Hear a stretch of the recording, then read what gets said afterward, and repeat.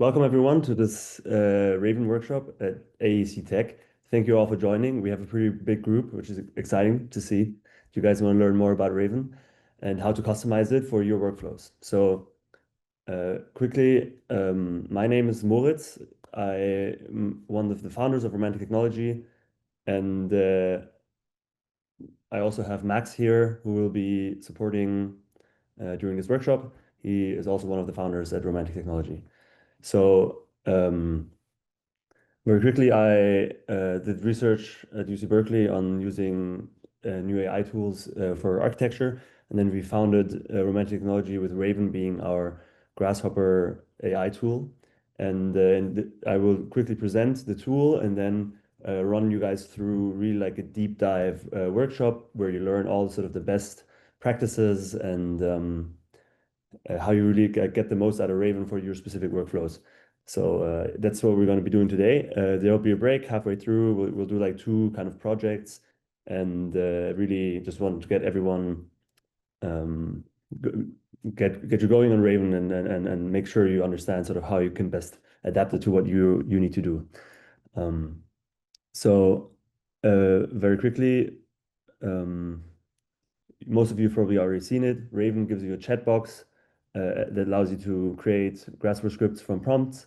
It can take existing Grasshopper scripts and edit them.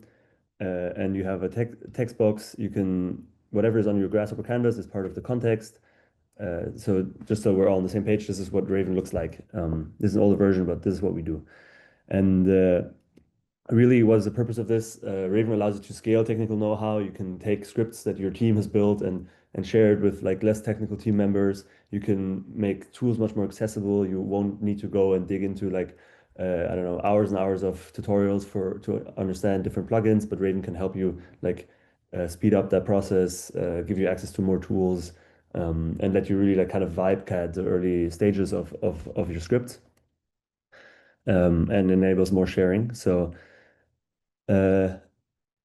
a really big thing also that Raven allows you to do is bring computational design into spaces where before that you maybe didn't have the time or expertise to use it. So Grasshopper has this like big library of really, really powerful tools that we think are usually underutilized. So allowing you to bring them in earlier and in more spaces that maybe usually wouldn't is also like one of the things that we rely on. And part of that is the fact that Grasshopper has this big library of community tools and plugins that Raven can also is part of, but also integrates with. So yeah, really excited to show you guys this.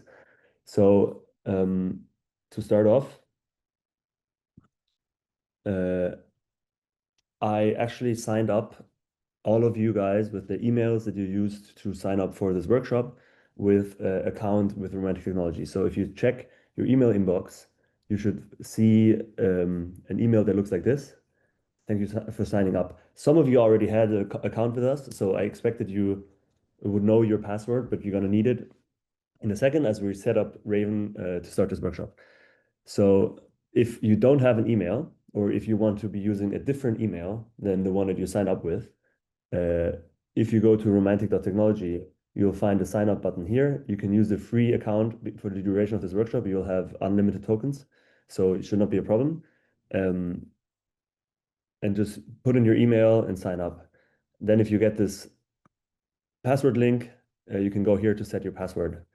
And that's what we'll use to set up Raven on your machine. Now, I already have an account, but I'm going to give you guys just a second here to get this sorted, and then we'll move on to installing Raven as well.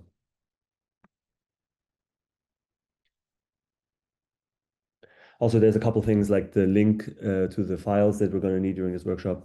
So I'm just going to share those in the chat as well. Oops, yeah. So here's a Google Drive link that will take you to the folder for the first part of this workshop.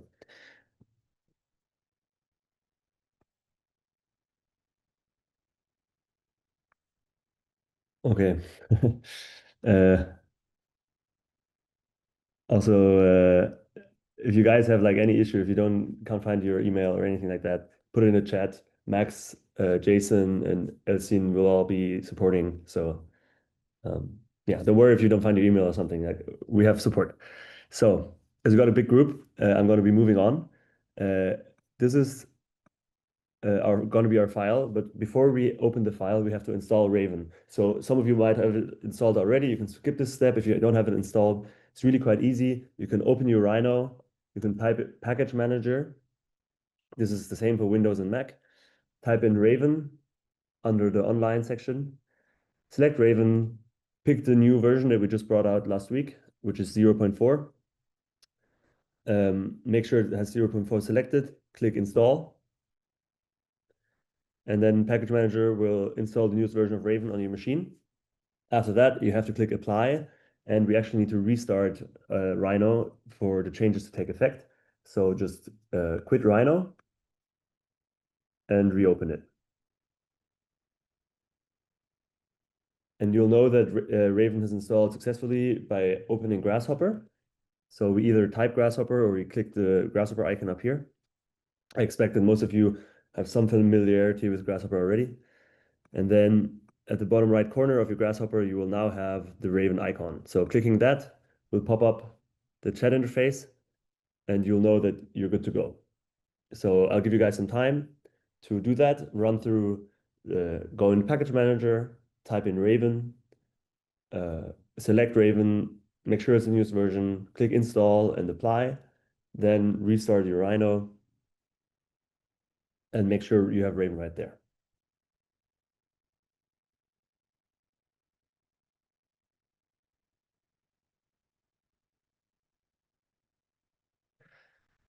Now, for this first model, first use case that we're going to build, if you go to the shared Google Drive folder in folder number 1, you will see a couple of files that we're going to need. So if I see there's no messages in the chat, so I assume, do we log in the chat? Yes. Okay. So when you have Raven installed and you send your first message, it will prompt you to log in with the account we just created. So that's your email and the password that you set at this link. I'm already signed in, so if I click the sign out button, then this button up here will also turn into a sign in button. So there's a button to sign in, or whenever you send your first message, you will be prompted to log in. Okay, so now please make sure you download. Okay, I see David has an issue with getting the email login link. Maybe Max can help you. Please download the bridge side model and as well as the start bridge grasshopper file from this website. We're also going to use this image.png, so make sure you have that downloaded as well. And then we're about to get started. So you can see I just downloaded it.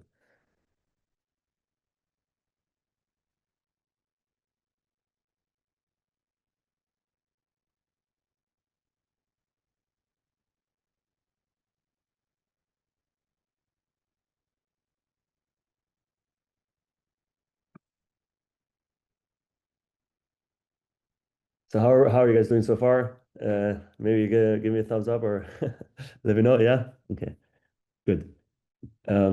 Let's take a look at our model. The first thing we're going to do, because I know there's a couple of structural people in this workshop today, we're going to be modeling a truss and then build out the truss into a bridge and really like get into this geometry part of Raven. That's what we're going to be starting out with. So the sites that you guys just downloaded, I hope that worked well. Let's have a look at it. It's just a scan. We're going to be modeling a bridge across this water, and then it has one curve in the model. And the curve will be sort of our anchor in the geometry that we want to create. And if we open the associated grasshopper model, you should see that this curve is actually referenced here as the bridge center line. So that will give us a kind of reference inside of Grasshopper where the start and end points are in the model. And then I have a small side info. This bridge spans, 1,500 meters and is 200 meters above the waterline. Those are just the measurements from this model. All of the context that you have here in Grasshopper is actually part of the context when you talk to Raven. So adding the site info gives Raven just more context on the problem that we're working on. So actually,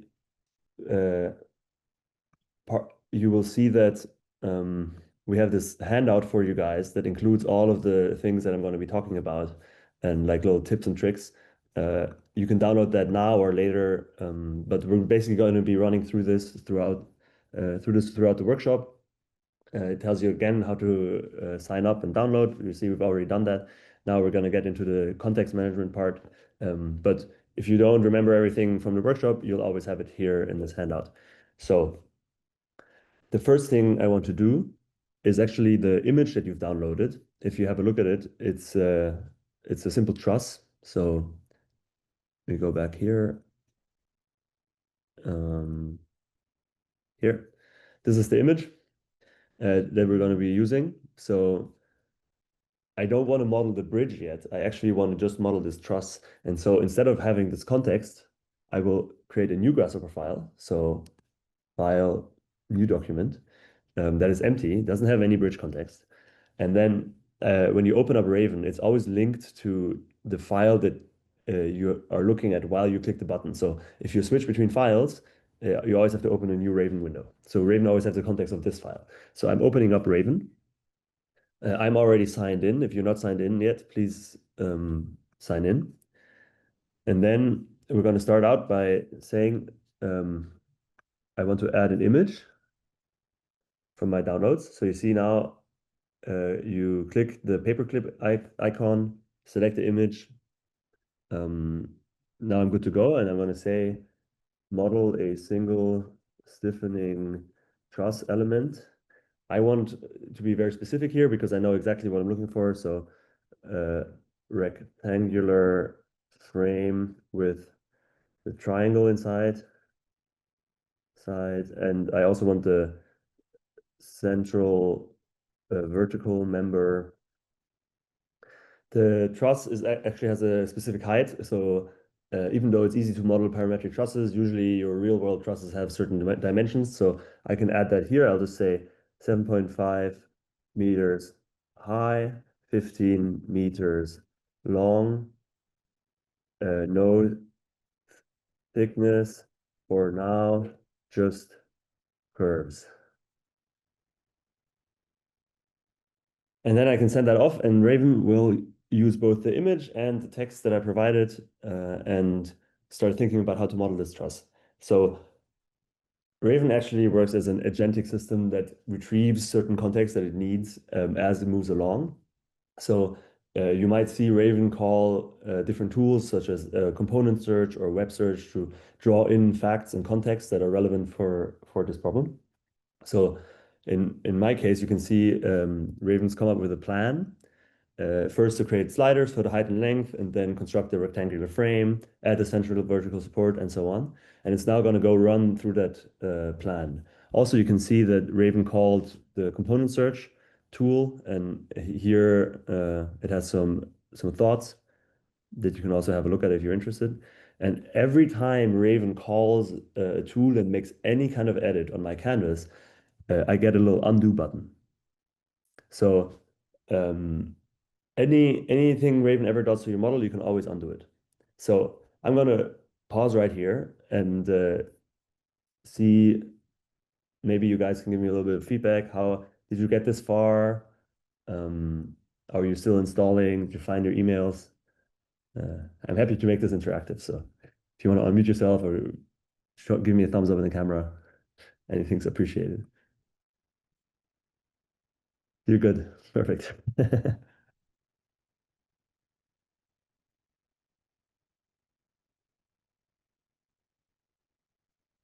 So I zoomed into the point here so we can have a look at the truss that we're constructing. But I guess no news is good news. If I don't hear from you, I will proceed. So if we check the image, there's some things going on in the chat. But, in the chat, okay. Sorry, I didn't see the chat.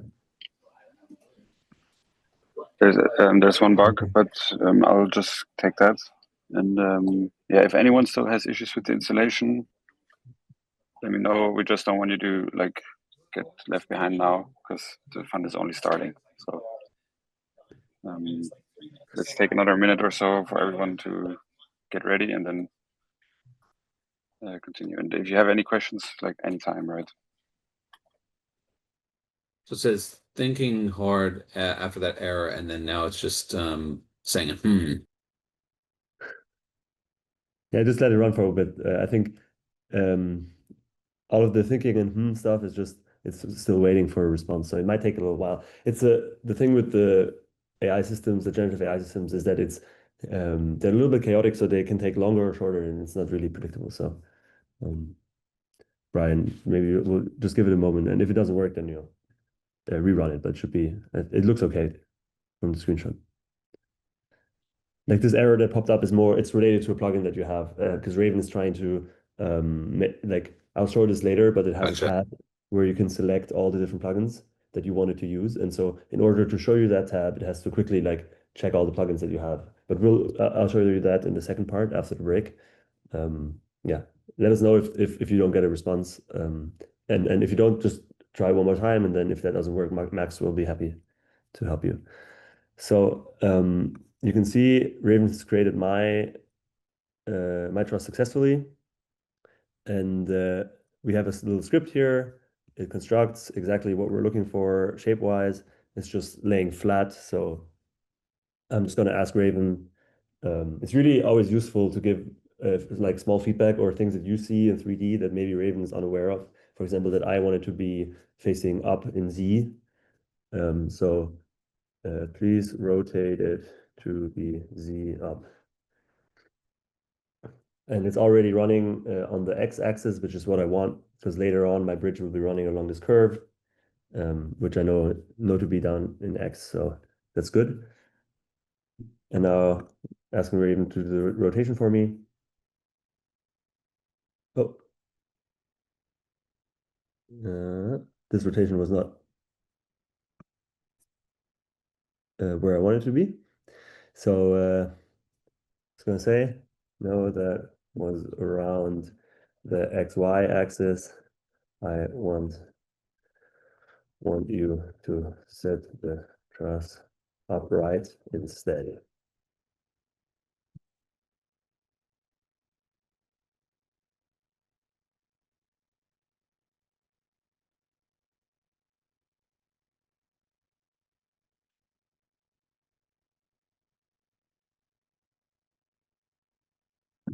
So we're just building a small script here, but then we're actually going to package it up and bring it into the larger script that we're starting with earlier.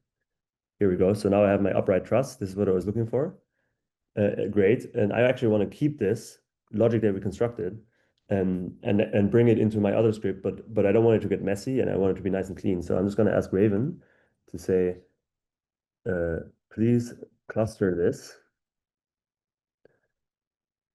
logic. And I can also say, what I want to remain parametric. So maybe the length and height should be outside of the clusters as inputs. And then from a given length and height, it will create this stiffening truss. So please cluster this logic, keep the height and length as inputs. So now Raven will go take this entire script and package it into one cluster, which is very useful because it allows you to not only keep your scripts clean, but also you can save clusters, you can reuse them again. And this way you can sort of build your own tool set. So if your firm has certain trusses that you always work with, you might model them all once with Raven and then package them into clusters and build like this library of tools.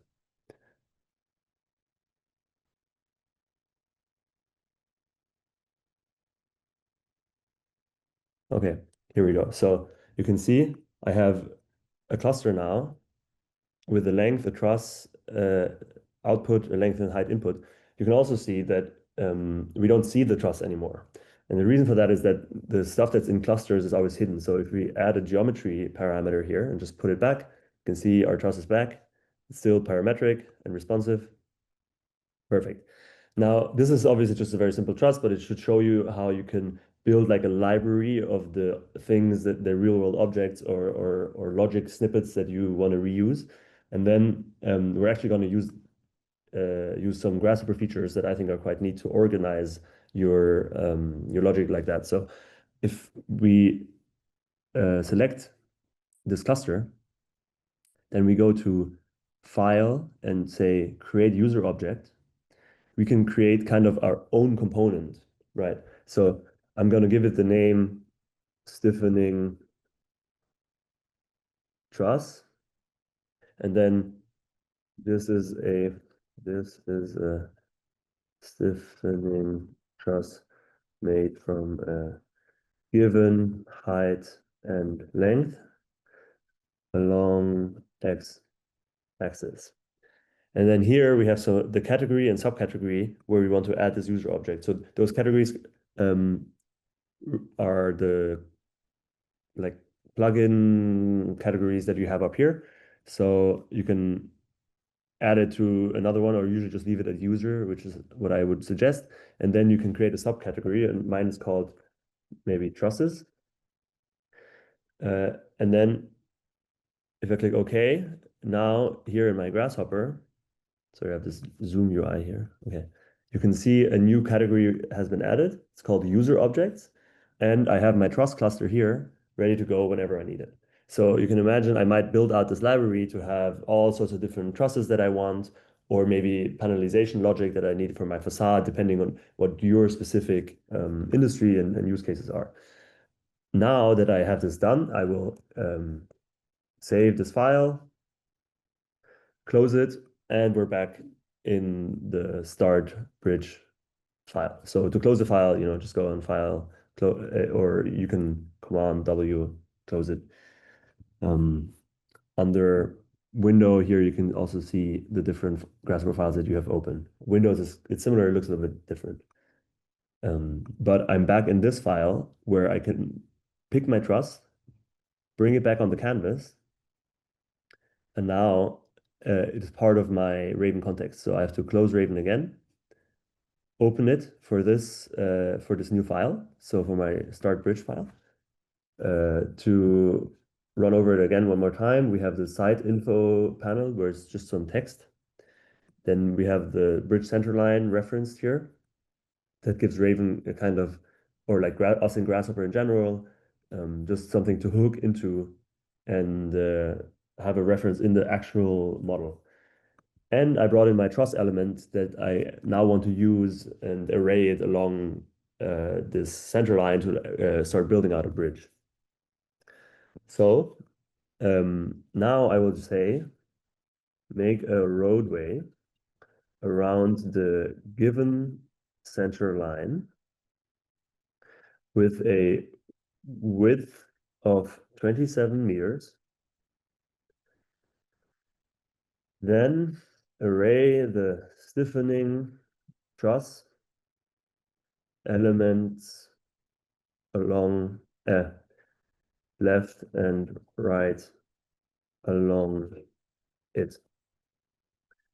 Set the trusses to be 7.5 meters high and 15 meters long, because as you see, we actually didn't bring the sliders with us, and it's still parametric truss, so we have to redefine what our sizes are. So now Raven has everything that's on our canvas in its context, and yeah, hopefully it'll create us a roadway. So I hope everyone's going well. I think the chat's pretty quiet. Thank you for sharing the prompt, Jason. If you go in the chat window, you can get the prompt. And yeah, I mean, Raven will speak any language. I'm proud to say. To save the cluster, I'm actually gonna. Oh no, okay. To save the cluster, you select the cluster, and then you go to File, Create User Object. create user object is just it's a part of Grasshopper. It's a way that you can save clusters to use later.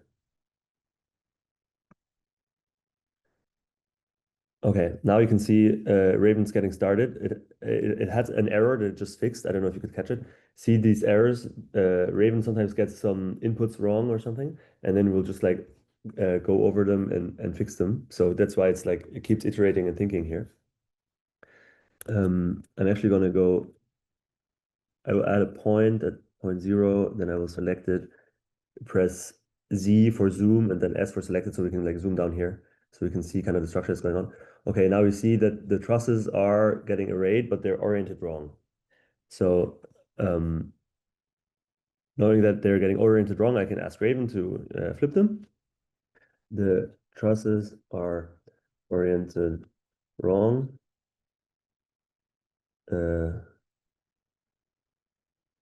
Should be along X, but currently is along Y. And then Raven will figure out how to flip them. And also I can see that they're arrayed, like they're stacked, which we might want, or if we look at our original image, we might not want. So of course, I once again have all of my parameters here. It's all connected to the bridge center line. So if I change my center line, this will also change. If I want to increase my roadway to 30 meters, no problem. And whenever Raven is thinking and working, I can come into the Grasshopper file and sneak around, snoop around. And you see our truss element is just a natural part of the script now. It's treated by Raven as if it was just a component.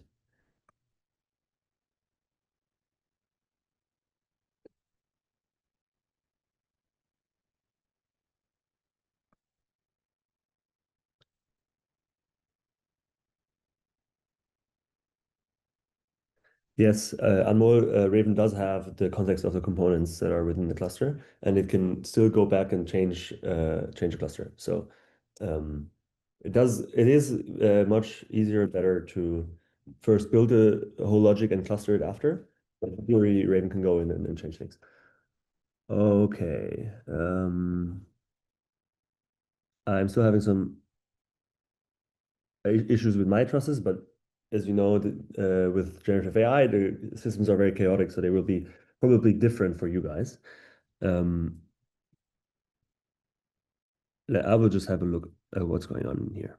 So trusses are currently stacked. They are running along the curve, but actually I might just want to revert. So this is a good moment to show you guys that if the AI does something that's wrong and you don't want to go back and forth and fight with them over it, you can always hover over the bottom right corner of any message that you send. It will give you an edit message button. You can even go all the way to the top and say edit message. Now you can change the message again. Or I might add to it. For example, the trusses are all already oriented towards X, which is right. So I added a little bit of extra context. I will confirm my edit. Now I'm getting prompted whether I want to revert all the changes up to that moment. So also undo all the edits on the script, or if I want to keep the edits.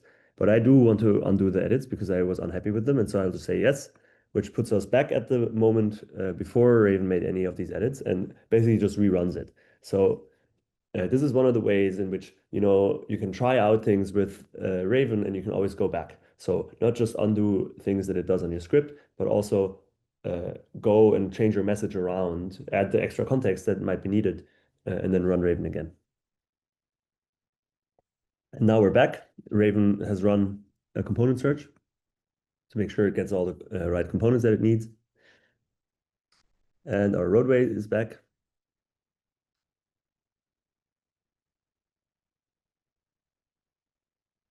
And we have some trusses, but not so many.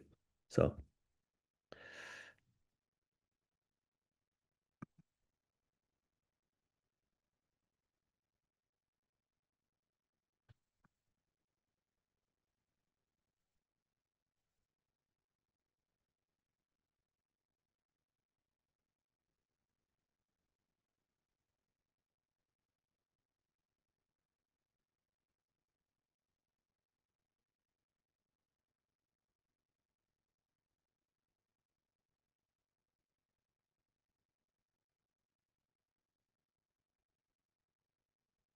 I'm just trying to get Raven to make him run in the right direction, which for some reason today it's having some trouble. But if this doesn't work, we'll just move on. Um, this is obviously all live in a workshop, so it can happen that Raven gets a little moody.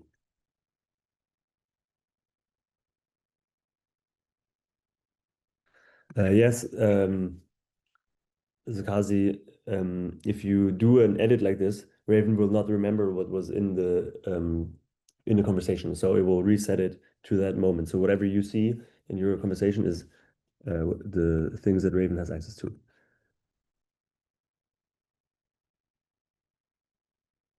And so once maybe some of you guys already have your trusses running along your roadway. From here, we want to move on and actually build out a bridge. So that's where we're going. I see Maxi is off in a. Here we go. Okay, great. Trusses are laid flat along the roadway. We're very close. So now I'm going to ask. Great, almost there. Now just rotate them to face downwards on 90 degrees along the, what is this? I think it's the XZ axis. Okay, but as you can see, the size of a single truss member is fixed, so the Grasshopper script just fills up the length of this curve with the given width of trusses. So it doesn't change the truss anymore, which is how the real world works. So now we're trying to rotate the trusses. Oh, okay, rotated along the wrong axis again. Now I know that it's just the wrong axis and actually everything else is fine. So I can also just go in here and say XY maybe, put it in a different axis. Yeah, so this is the upwards that we want, and then there was one more rotation. Maybe the reason why the trusses are not oriented in the way that we want is because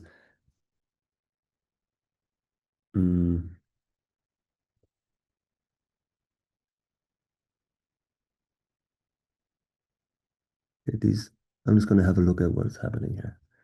The geometry that comes from the truss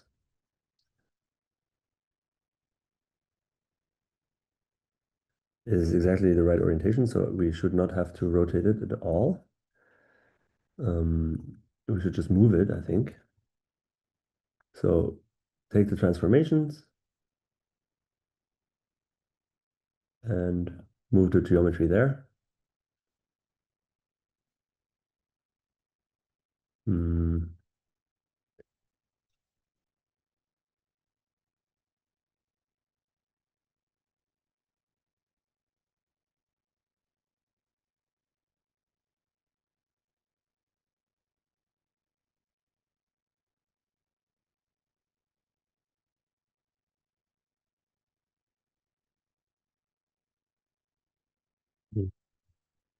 Okay. I'm just going to tell Raven what I found out, which is that it doesn't actually need to do any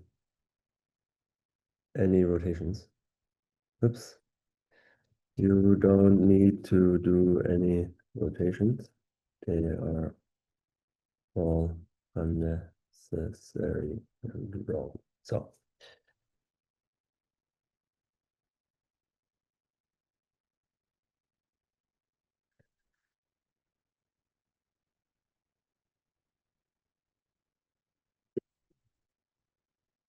once you get this right, we're going to cluster this part of the logic again, the roadway logic. I'm just going to get ready with my prompts because if Raven doesn't get it this time, I'll just do it myself. Let's cluster the entire roadway logic to keep the script neat.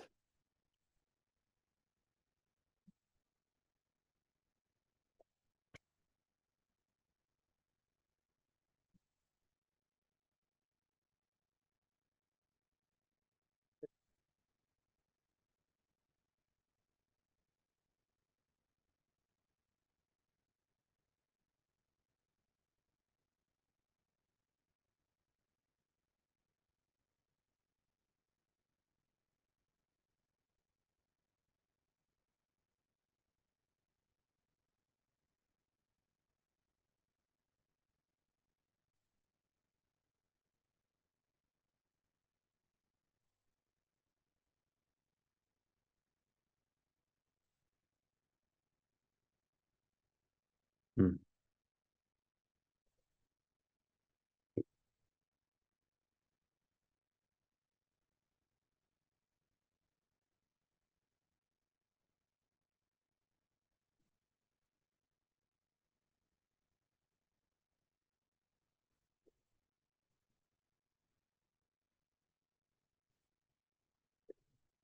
Hmm.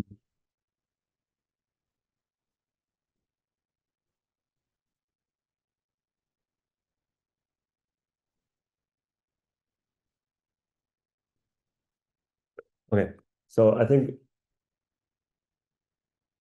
I'm just going to move on. This is like the live demo case, but it's okay. We have a lot of other cool stuff that I want to show you guys. So even though my trusses are not flowing properly, don't want to keep you waiting, looking at my Grasshopper script. Maybe you can tell me if it worked for some of you guys. So here we see Raven's cluster to roadway, and then it hooks the cluster back up again with the entire script, keeping it all like kind of neat. And then now we only have the orientation logic left, which we might also want to cluster. So let's cluster the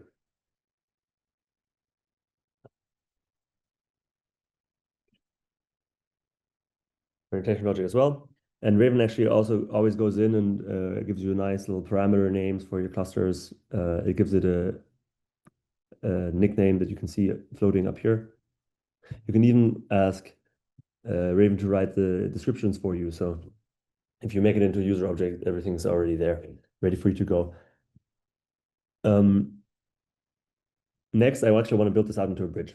So once Raven has clustered our orientation logic, we can have a look at the landscape, and you will see it's a very long bridge. So I can, of course, always come in, adjust my curve. So I see that it doesn't quite reach the end. There we go. And I'm going to get ready with my next prompt as Raven is figuring out the clustering. Here we go. And now it's all clustered. I just have my sideways trusses, but that's fine. Next, we're going to be building an H-shaped tower. So add one central H-shaped tower. It should reach down to the water line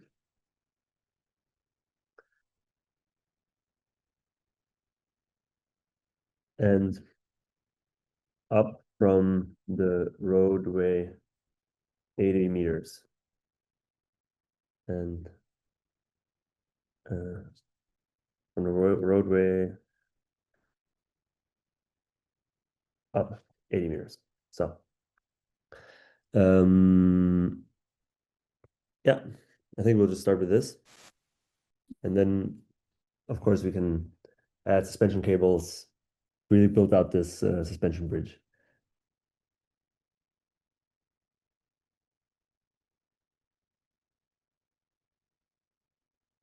And you can see Raven takes all of the parameters that are only needed in one cluster. For example, all the different panels with like fixed values or the planes like X, Y, and Z planes, and puts them all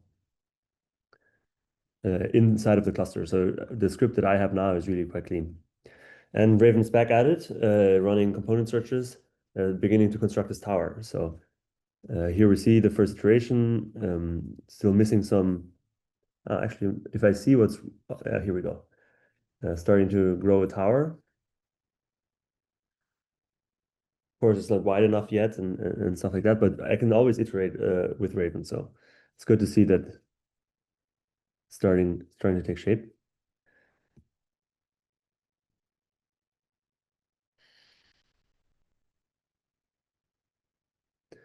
And it's also fine. Now we're getting a cross member in the center here. Okay, so the tower has to reach to minus 200 to the water line and also up 80 meters. So total length is 280. I'm going to make it taller because right now it's still floating. And of course, we can adjust this here or just go in and adjust the thickness of the tower here. At the same time, tower is not spaced enough for the roadway yet, but this is all like a step-by-step process. And here we have the preview components so we can see the outputs of what we're making.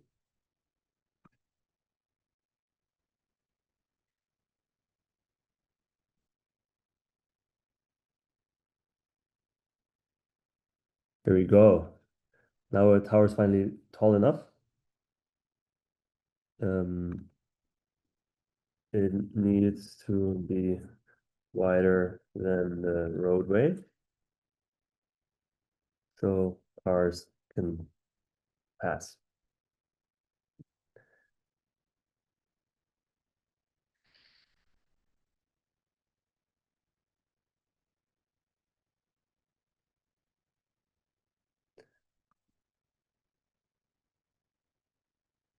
Nice.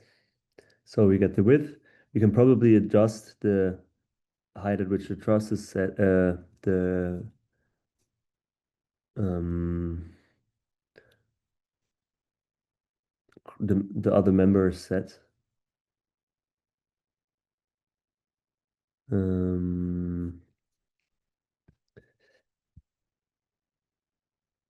Okay. Let me move the position of the vertical member. So in the script, I can ask for the parameters that I want to set, and Raven will rewire the script to give me those parameters. So if right now this cross member is always set in the center or something like that, I can ask to get a slider that lets me change where it is here. Done. You can now use the cross member height. So I'm going to look for cross member height. Here we go. And now I have a parameter that lets me set exactly where my cross member is. Cool. So let's increase the clearance here a little bit. I actually want the members to be much thicker, so make the members 15. And next I want to add some suspension cables as well. So we have member thickness. Now, of course, we need more tower clearance again.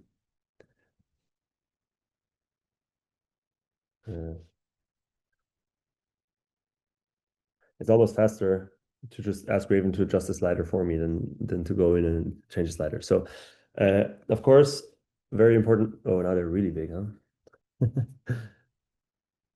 Okay, I'm going to make it a little bit smaller again. Okay. So, of course, we need a suspension cable. Otherwise, it wouldn't be a suspension bridge. So, before I get into the suspension cable, I want to clean up my script again. So, pack the power logic into one cluster. I'll just get Raven to pack it all up in one cluster again, and then I can move on. Oh, I also see that the tower isn't. We could add 2 towers maybe, because it's not centered.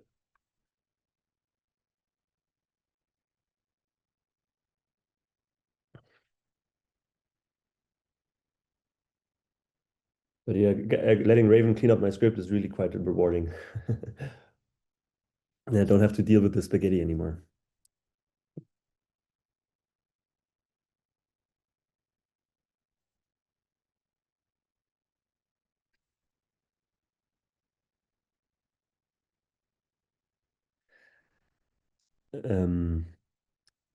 So I wanted to answer a question in the chat.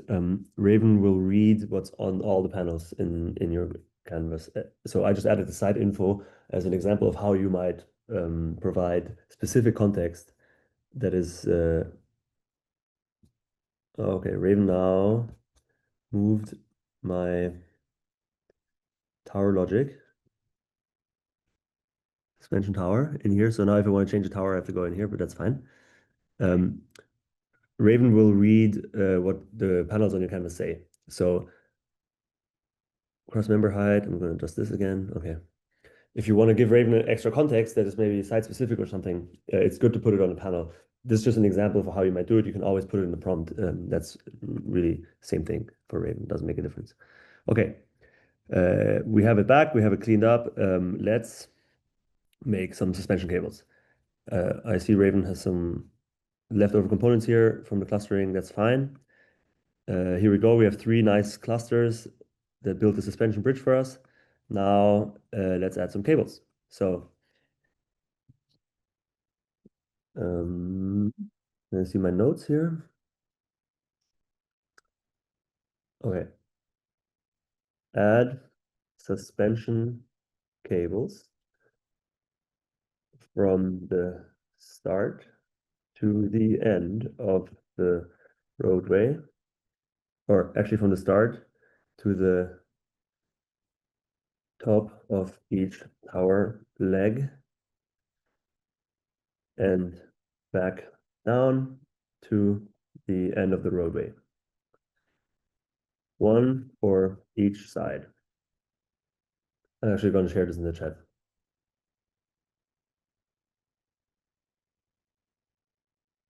So I hope you guys are still following along. If you have any issues or you just want to say something, feel free.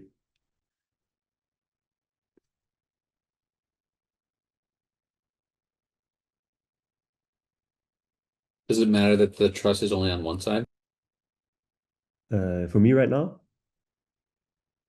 Yeah. it's fine. I mean, the suspension cables are not really don't really rely on the truss at all. So I just No.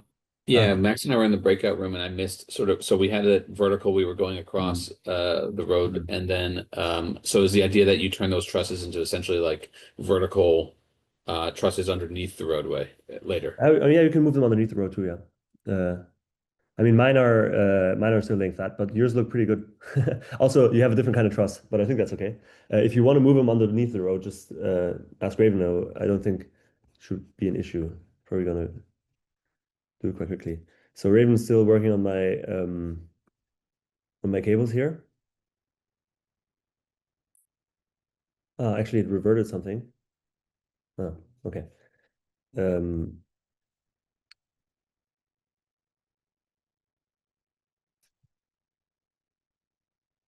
uh, yeah, I just had a bug here. I think I'm gonna run this one again. So there was a thing where Raven tried to go back and undid its own clustering, which I shouldn't do, but I'm just gonna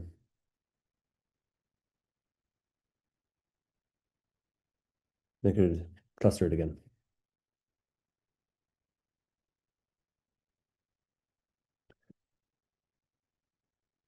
So there's one thing I want to caution.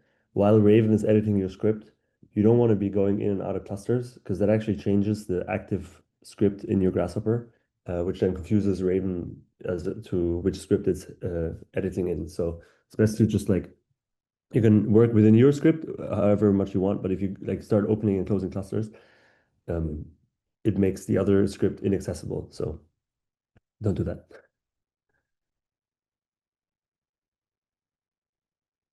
All right, my tower is clustered again. Perfect. Also, feel free to interrupt Raven whenever you want. So I see my tower is clustered, and I just click on the stop button, like the send button turns into a stop button, because this is exactly what I want. I go to my geometry, which I'm just using as a preview. So anything that's in the cluster is not previewed. So I'm just going to add this in here. We don't see a cluster. I guess, okay. Maybe I stopped it too soon, but yeah. Okay. Uh, add the necessary sliders back for the power cluster. So it hadn't re-added its own sliders, so that was on me. But I just wanted to show you guys that as Raven is iterating, you can always just like stop it.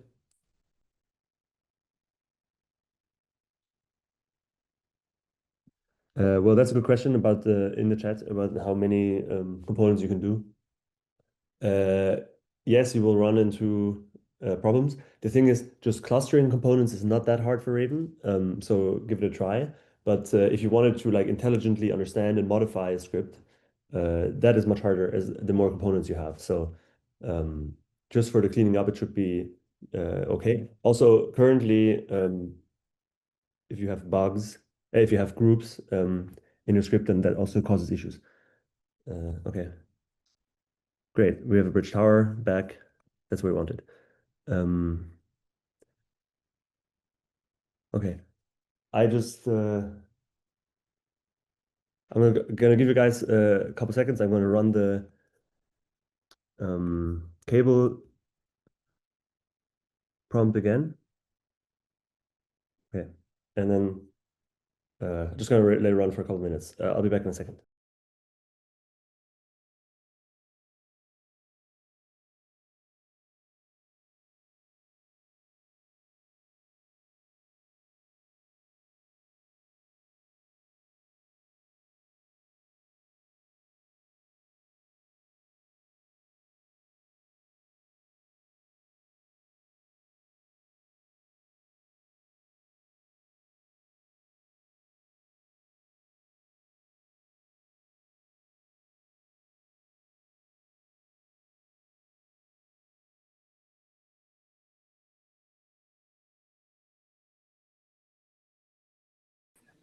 I'm just going to answer the question about Python scripts for now. So at the moment, we have disabled any Python scripts and components because Raven gets really lazy and starts using it a lot instead of components, which is then harder for you as a user to work with, right? But we're going to re-enable Python scripts through like a button where you can enable it or disable it in a coming version, but at the moment it can't read and also can't write Python scripts within Grasshopper.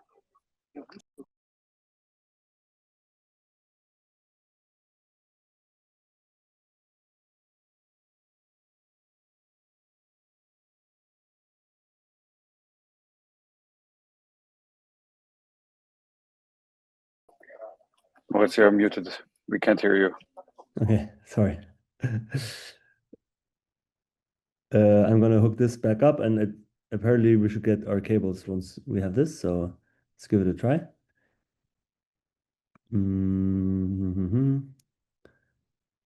Roadway width.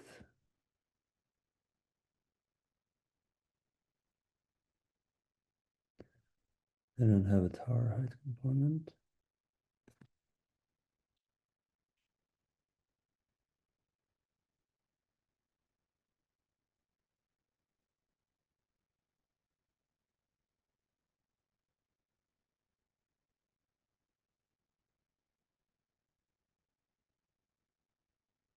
Oh, okay.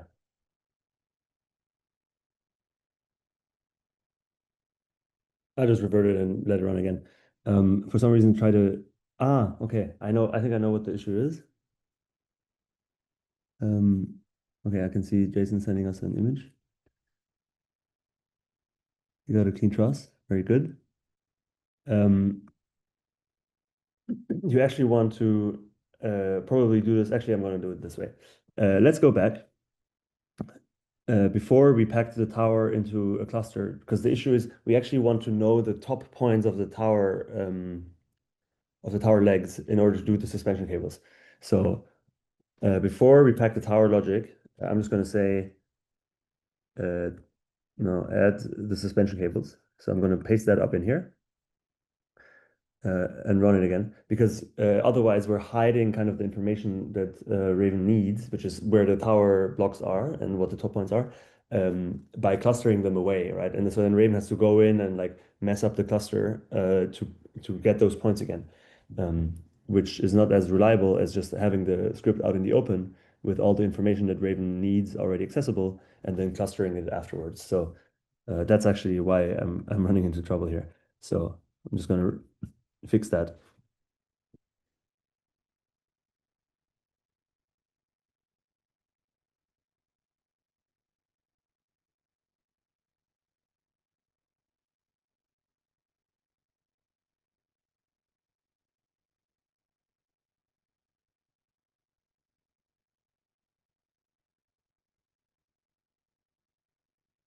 There you go.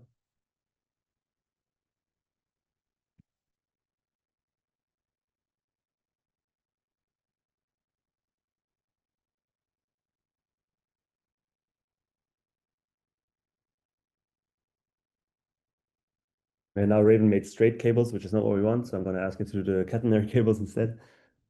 Sometimes it's just semantics.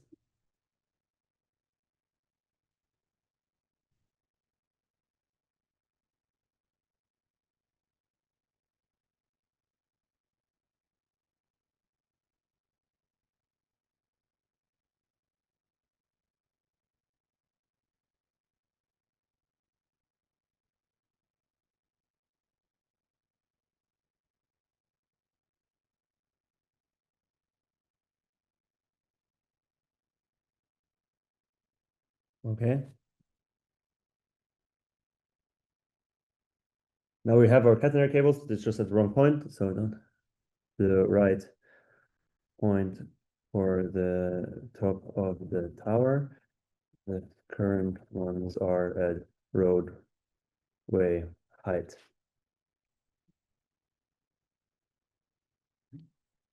So you can see we have our suspension cables. They run, almost all the points are correct.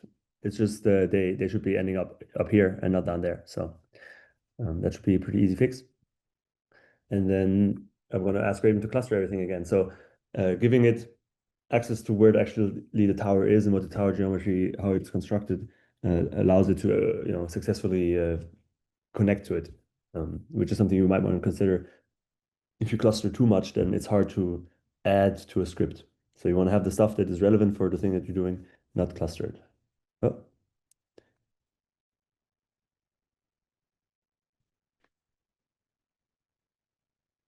Move these points up by the tower height.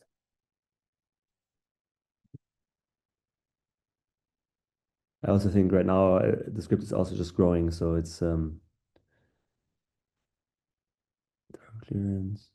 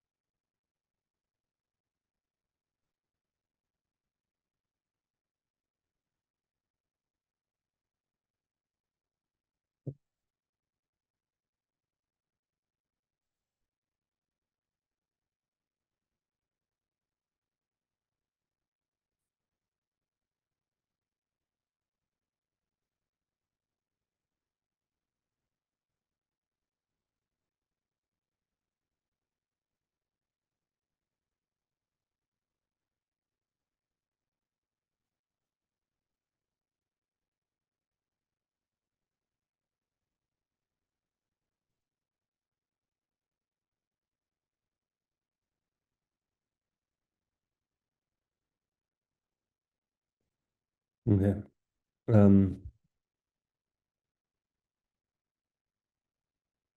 going to clean up the script a little bit. Obviously, still didn't move my points up, but that's okay. Tower height above the roadway. There we go. Now they're up. Except the tower's gone, but okay.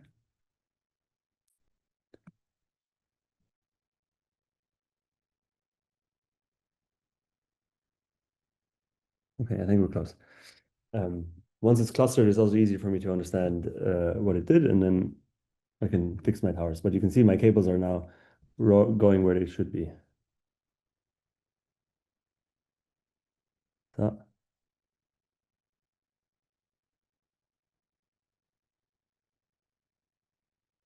okay, it's all packed up.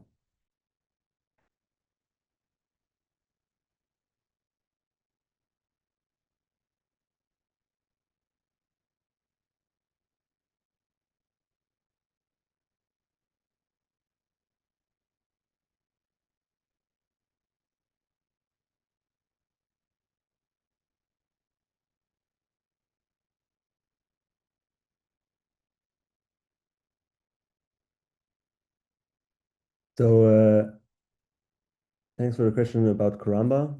You can actually ask it to do Karamba, but we're still working with Karamba actually to make it better at it. So the issue is, okay, I can see in here that Raven has a couple divisions that it failed to do because it didn't bring the two into the script. So I just fixed that, and now here we have our suspension bridge, and I can adjust the cable sag here to be maybe just a little bit less. Okay, and tower height above roadway. Okay, it looks good. It just doesn't reach all the way down yet, but that's fine. I'm going to do one more thing. Add straight suspension cables from the catenary to the roadway.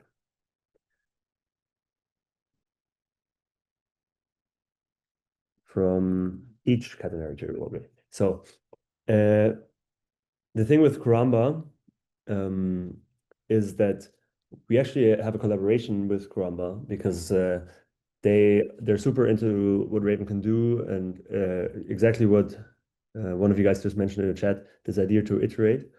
Of course, this is all still very much under an active development, as you can tell. And the thing with Karamba is you want to give Raven access to like the kind of clusters and also examples and snippets that we're just building here from scratch, right? So everything we're doing is Raven from scratch. And you can imagine doing a Raven version that has access to all this like specific Karamba context already. And so actually we're doing like a standard, like a Raven and plus Grasshopper plugin interoperability standard.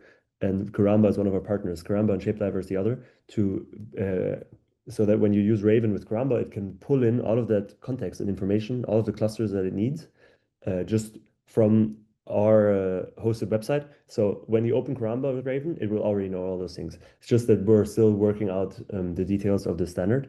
And you can try to use Raven with Karamba today. It will just get much better at understanding how to use Karamba over the next couple of months as we like figure out the standard. And the same is true for Shapediver. And the reason I'm so excited about this is exactly what you said, that Raven would be able to intelligently iterate over the analysis results. So it doesn't just create geometry.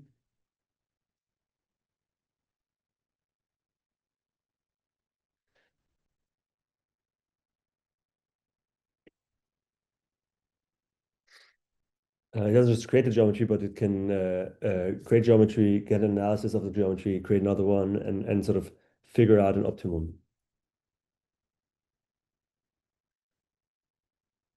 You can run Kangaroo physics. The Raven can access all plugins.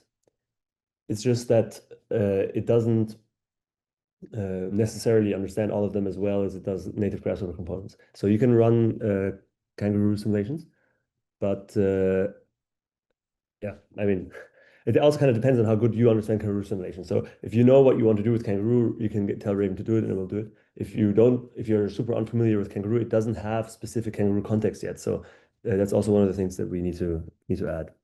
But it can basically use anything that's a plugin in Grasshopper. Oh, okay.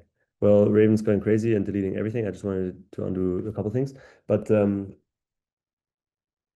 just going to leave it at this for this task, and obviously we have more stuff coming up.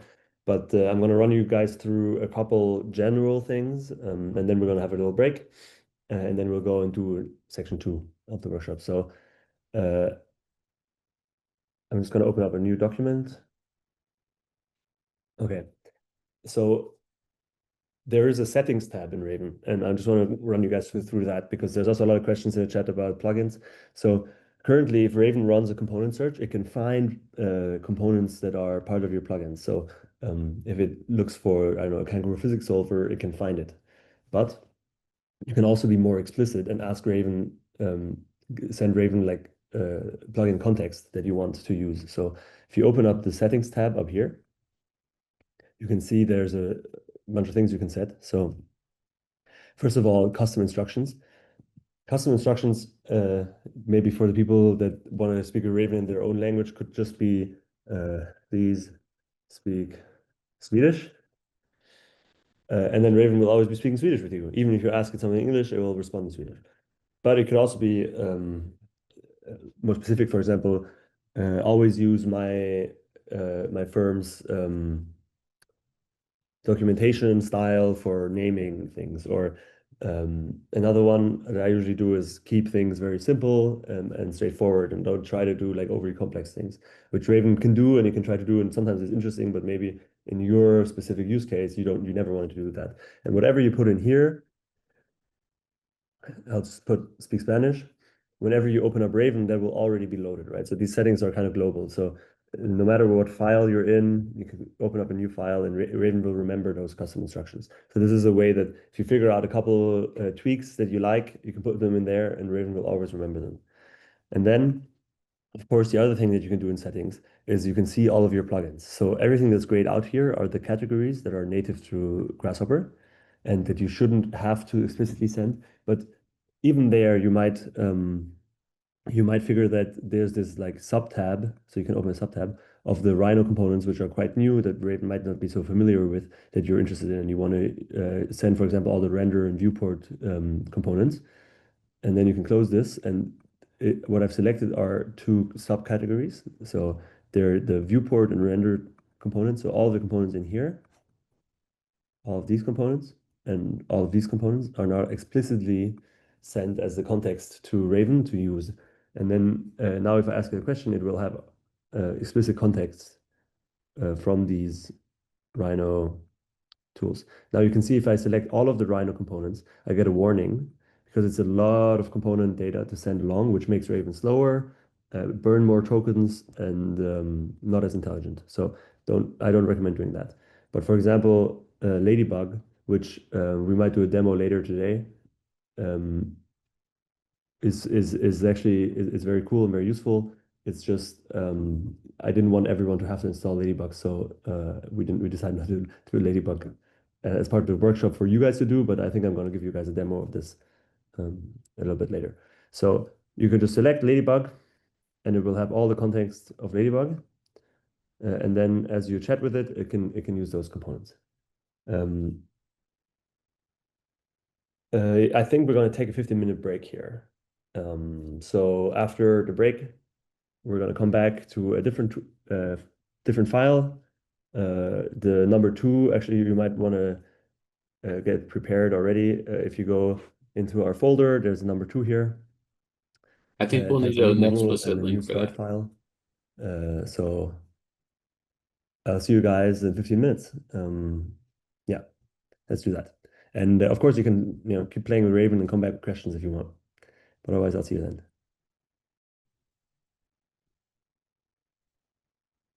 Okay. So welcome back from your break. I'm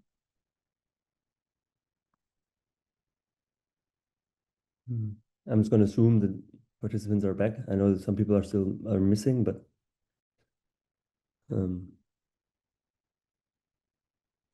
should be good. Thanks for turning on your camera. Then I don't feel that alone, you know? Okay, so perfect. I've opened the model that you can find in the Google Drive link as lot model in the folder number 2, and also the Grasshopper file that comes with it. So we're in San Francisco, different scan, new site, new scan, new task. And you can see that there's an empty lot here, and we're going to be doing a building design. So a little bit different from what we did before, and I'm going to show you a couple other features that are more sort of an interactive back and forth with Grasshopper thing. Yeah, Brian just shared the link directly to folder 2. That's good. Thank you, Brian. And if you guys have any issues, please let me know, or if you just have comments or questions. So you can see the lot start Grasshopper file already has the lot boundary set here, right here. And I actually want to run you guys through how to do that because it's a very useful way to teach Raven about your file and what you want to do. So I'm just going to, on my side, I'm going to go ahead and delete that, and I'm going to redo it. So I will just add a double click, add a rectangle component, then right click on it, set one rectangle. I'm going to set it, I know that the 0, 0, 0 point is in that corner. And then it's going to move it here. So now I have my rectangle. And you can see it doesn't have a name tag yet. And to add the name tag, which is really important for Raven to know what is going on, what this rectangle is supposed to be, I'll just right click it and say plot boundary. And this way, it's like Raven has a little semantic tag that tells them what this reference geometry is. So it might be, my center line of the bridge that we had before, or it could be a bunch of things that you want to reference. Maybe it's even the building and the roof and the sidewalk. So the more tags you give Raven, the more context it has, because it doesn't actually know what's in your Rhino model. Okay, so at this site, I hope everybody can open it without any issues. Shouldn't be too big of a model. I made sure the point cloud is not that big. I'm going to open up Raven again. And this time, I'm going to say we want to have a massing, a model volume of a building at the site, but we want to start with like a little bit of an offset. So we don't go all the way to the property line. So create a L-shaped. Why not? It's a little bit more complicated. Massing at this plot. I want to have a 10-meter offset from the property line on all sides. And make the L shape parametric so I can control it.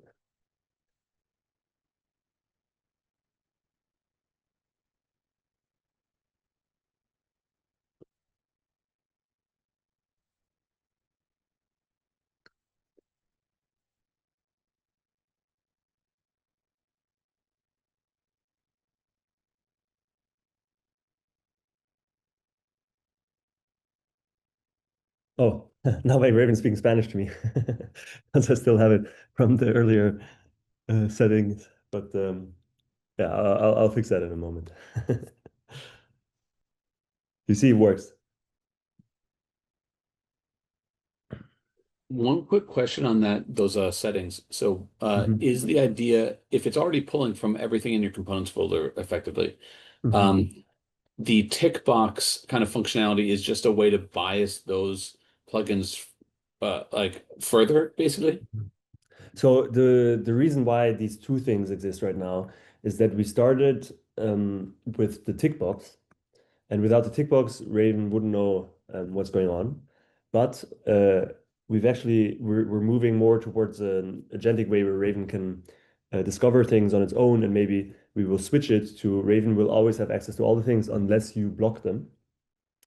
But right now we're in this in-between state where if you put it in the tick box, Raven gets way more context specific. Like it gets all the components that you choose as like specific context, right? So it tells them like, oh, there's this component, this component, this component. Here's what they do. So it gives them a lot of specific context. So if you actually know you want this specific subcategory of components, I recommend you use the tick box.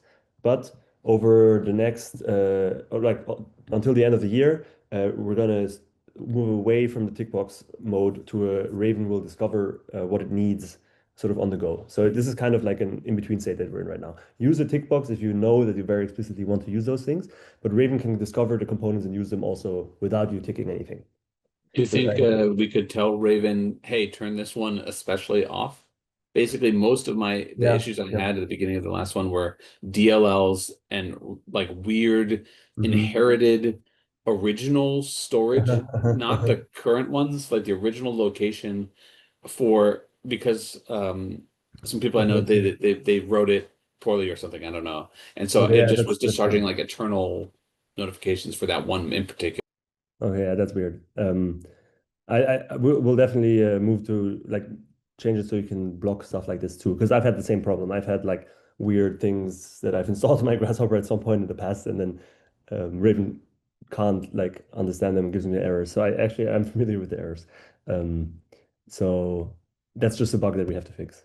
But I hope you can get it to work too. If you just tell Yes. them to explicitly like avoid this category or this subcategory, um, that could help. So if you want to put that in your custom instructions, maybe for now as a patch, that could help. So I removed my speak Spanish. I'm going to actually change it to speak English because otherwise it's going to speak Spanish with me since we already have this in the context. And then let's see what it made. So I actually have this thing selected. So if I turn this off, we can see our massing. So there are a couple of things that I can immediately see. I actually want to change some of my L arms, make it a much more narrower building, increase the building height. Let's look at the surroundings. This is nice because you're gonna have a nice view of the waterfront. So you'll keep it large on the side, but maybe um, hmm, I want the I want to just wiggle the parameters here a little bit with Raven. You can see this is also the offset from the street, so I can just move it. Oh yeah, actually that's not too bad. Something like this. Okay. Um, of course, I'm going to cluster it. I mean, I don't even really have to, but yeah, okay. Let's do it.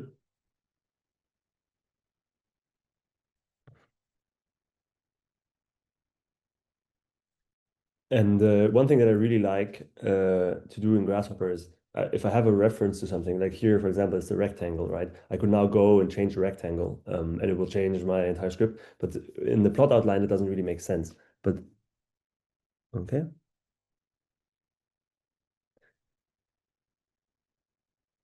what does it say? We have an issue in the this needs to be connected here. Okay, great. So we have our massing. Now I'm going to do something new that I think is kind of cool.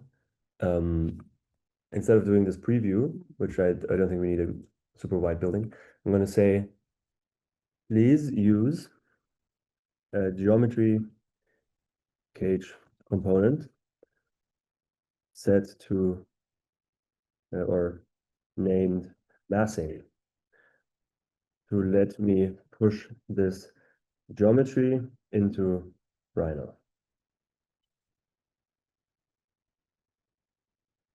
And what that does is it's actually a cool thing that I think they added it in Rhino 8, that you can link, like you can not just bake geometry into Rhino, but you can link it. Here we go. And keep that link alive so we can pull it back into Grasshopper after. And what I'm going to do here is like imagine this is a very early, like, let me try out some shapes kind of massing study. I'm just going to click this button. Now I get the geometry inside of Rhino. So I'm going to right click preview off on this. Now I just have Rhino geometry here. And if I hold Shift and Command, I can pick specific corners and make this like a more maybe like stylish, cool building shape. Because this is, of course, a waterfront property in San Francisco, so it's going to be expensive, should look expensive. Um, I'm just going to go in and sculpt this a little bit, show you guys how you can combine Grasshopper and Rhino, and Raven will help you do that. So something like this. I want to avoid getting rid of the flat roof because that makes the geometry a lot more complicated. But so I'm going to take this as my massing now. So I can very freely, go in model whatever I want, push around my L-shaped building into an interesting shape like this. Now I'm going to say, add, you can see Raven still speaking Spanish to me because it has in context all the messages were Spanish, so now it thinks it has to speak Spanish. So add another geometry cage set to massing with no input. This will pull the geometry back into Grasshopper. Actually, sorry, I forgot to send you guys a prompt before I can start doing that again. No, here we have another geometry cage component set to massing. If we click it, it is now actually, as you can see here, referencing this geometry again. So I clicked this button once, that pushed the geometry into Rhino. Now I edited it, and I will actually continue working with it now, pulling it back into Grasshopper. So this is just for my initial L-shaped massing. I'm going to move it to the side. Now we're back in Grasshopper, and I'm going to start using this massing now. So for example, I might want to say, actually, I'm going to hide. Click this, hide, oops, type hide, enter. So we just see the Grasshopper geometry preview. Now, please slice this massing into floor plates at 4 meters height.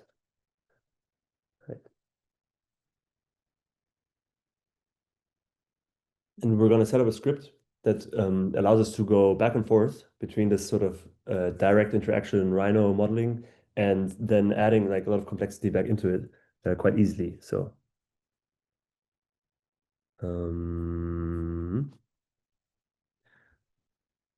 now we have a volume.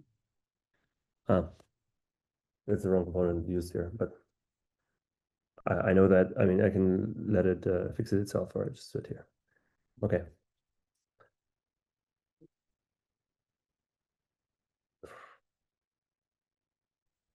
What happened here? Okay, I'm just gonna run it again. That's fine. Oh, actually, I have to pull it back in. So you see, I just went back and the massing was missing. So I had to click this button again to load the geometry out of Rhino once again. So it's basically just an object in Rhino with a little tag on it called massing. And that's why this tag and this tag, they have to match.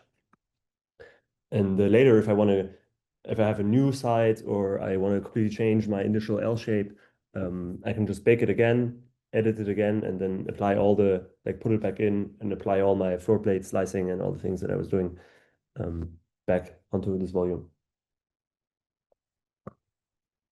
Here we go. So you can see I got my floor plate slicing. I'm going to cluster that too. The good thing about clustering is it gets rid of all of the extra previews. So for example, here you can see it used the box component to get the bounding box of our volume because it's a complex volume now. And I don't want to see that bounding box all the time. So now it's hidden again. And actually even my floor plates are hidden. So let's have a look. So, and they're back. So I have my floor plates. They look infinitely thin, so give them a thickness of maybe 0.4.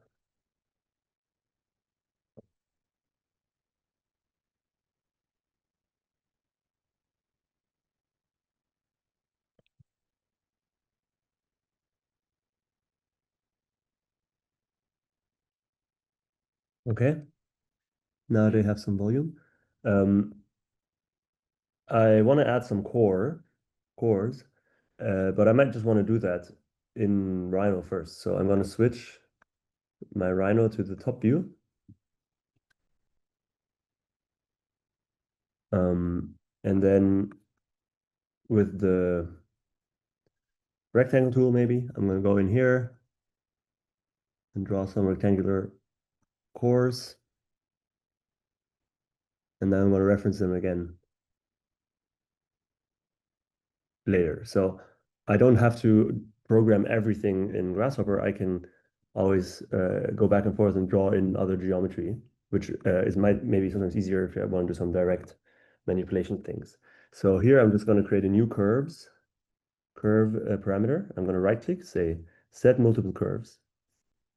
Now, if I select it, you can see that my cores light up.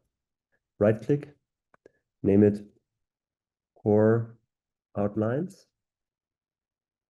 And then I'm going to tell Raven, please extrude the core outline curves that I have added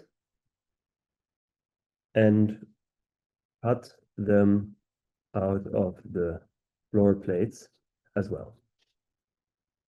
I will change back into the perspective view so you can see our cool site.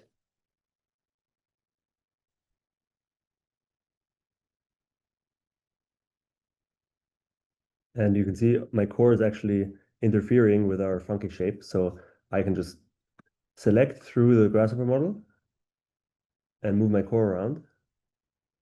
It's maybe even bigger than it needs to be. So just going to do this. Oh, and my shape is very funky, so core has to be very slim so it can even fit in here. Okay, same on the other thing on the other side. Scale it, rotate it, change it, whatever.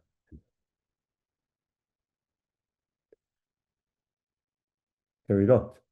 And then if we look in, we can see the core is also extruded between the floor plates. Cool. Next, maybe we want to add a facade. So add a diamond shape facade to the sides of the building, not the top or bottom. I'm going to share this prompt again. Sorry, I'm not so good with sharing my prompts. Okay.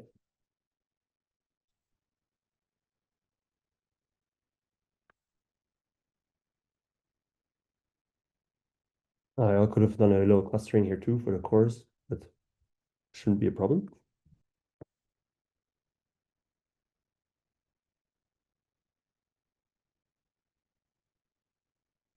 Okay, now you can see actually an example of what we were talking about before. Raven sees that there's no specific components for facade panelization in Grasshopper, but it knows that Lunchbox is a handy plugin for this. So I expect that some of you guys would have Lunchbox installed. It's the most popular Grasshopper plugin. If you don't, that's fine. Raven will make geometry anyway. But in my case, it realized Lunchbox might be a good place to look. And so it searched for components of Lunchbox and found a diamond panel component that it can use. So using that component, we already have a really good diamond shaped facade added to our building. I can see though that it's accidentally adding the diamond shaped facade to the top, which creates this weird roof overhang here. So I'm going to tell Raven.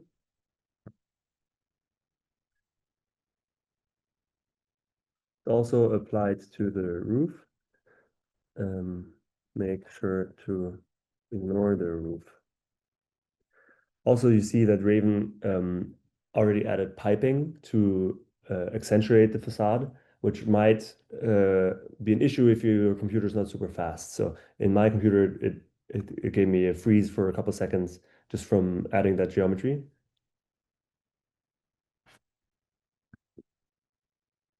Okay, now we only have the facade on the okay.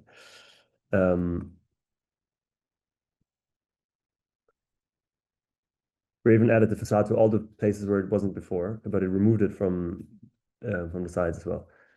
Now it is not on the roof, which is great, but it was also removed from some of the sides. I think one of the issues might be that we have upwards facing side facades here, and Raven sorts out all the surfaces that are facing upwards. So these surfaces here, they have this angle, which makes them not perfectly they kind of look upwards towards the sky. So Raven might be sorting out those ones as roof facades, because you can see everything that's sort of downward facing gets our beautiful diamond shape. And here, if you zoom in, this is the component that is from Lunchbox that Raven just included. So going forward, we want to move towards a space where Raven can get the right plugin components in the right moment and just weave them into your script, just like it did with me, for me with this Lunchbox component right now. And if you don't have a Lunchbox component, you might want to try a different kind of facade, just go for a square or something. That should be fine. And now here, Raven's doing is adding a calculation, which has an error still, but I'm sure I'll fix it in a second.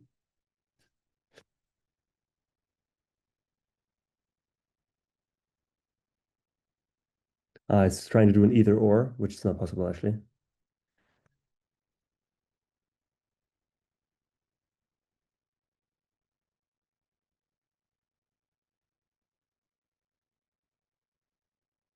Yeah, I'm giving it a hard time here because it needs to automatically figure out which one is the roof surface. But I might just tell it to revise this and pick. I'll choose which one's roof surface myself. It's probably like the first or the sixth or something like that.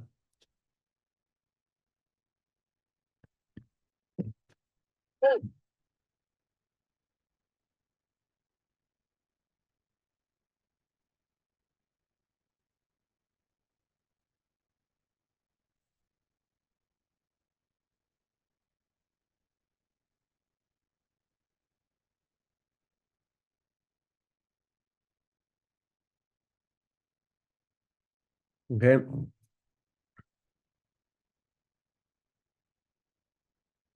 Still working on the expression component. At least now we got our facade back.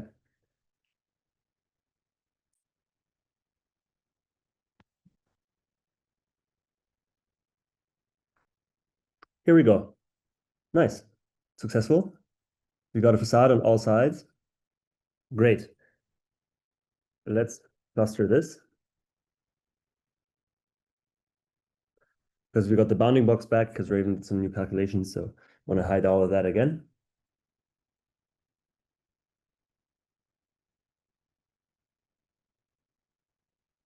How are you guys doing with the following along?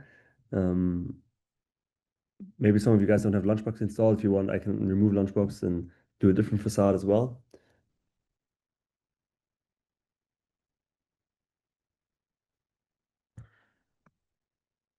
Okay, the clustering is complete, and this removed the bounding box preview again, which is perfect. Now we just have the floor plate preview and a facade preview. And the facade preview is why it hangs a little bit sometimes, because it's actually the piped curves, but also makes for a nice preview here in the scanned environment. So one more thing I want to add, I want to create a bit of a nicer preview than we currently have. So I'm going to turn off all of the preview by going Command A to select all, right click, and then preview off. So this will avoid previewing any geometry. Then I'll turn these two back on, which are just my Raven made previews. So you can see we're currently only showing the floor plate geometry and the facade, the piped facade curves. So I want to add maybe the core and also some glass around the facade, so we don't only see the curves. So please add light blue see-through glass side, oops, glass surfaces around the building as a preview. Also add a dark gray preview of the cores.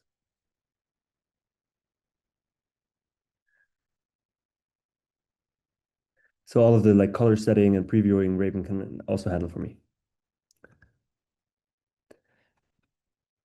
one thing to note, I get sliders for a lot of the decisions that I'm programming into this model. Some things, though, like the floor height, Raven expects to be set. So my floor height is just set to 4 meters because that's what I said, and it's usually not a parametric thing. So it'll just give you a panel set to 4 meters and to a thickness of 0.4. And of course, you can always change it, but Raven just doesn't expect it to be something that you might want to wiggle and iterate on a slider with. Okay, great. We got our black cores. What we don't have is the glass preview. So I think there was an issue. Yeah, okay. There's an issue with editing clusters after they were clustered. So I'm going to go back a step before we clustered.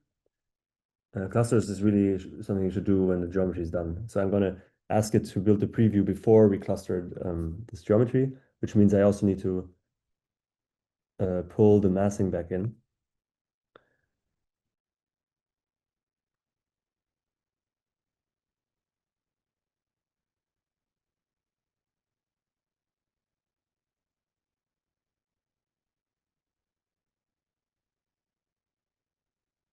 Okay, now we got the previews. And now we can ask to please cluster the facade logic.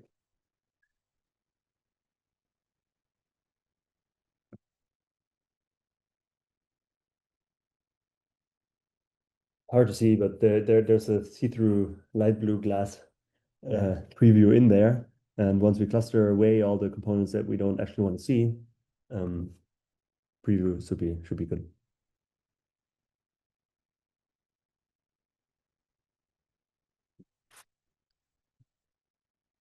Here we go.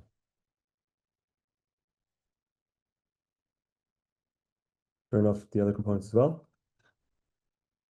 Nice. I think there's still a little bit, something still red and previewing. And of course, I can go in and change, for example, the color of the piping.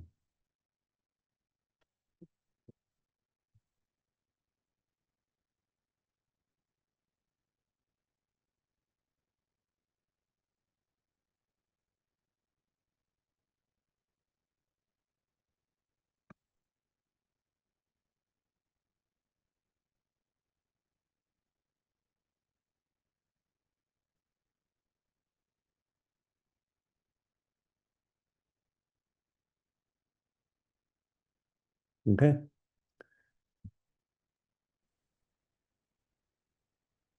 Boris, can you please share the Grasshopper right now so that we can catch up with the later stage? I already got lost in the middle. You want me to share it? Yeah, can you please Yeah. share this Grasshopper script? Of course. I mean, we're kind of, this is probably kind of it, but I want you guys to be able to try out this like going back and forth part. So before I share it, I'm going to change one thing, which is the facade geometry here. It takes a while to compute every time that the massing changes. So I think we might take out the pipes. Well, it's fine. I mean, you guys just will have to wait a second after running it to see the pipes. So I'm going to call it .end, and then you guys, I will upload it to the Google Drive, and then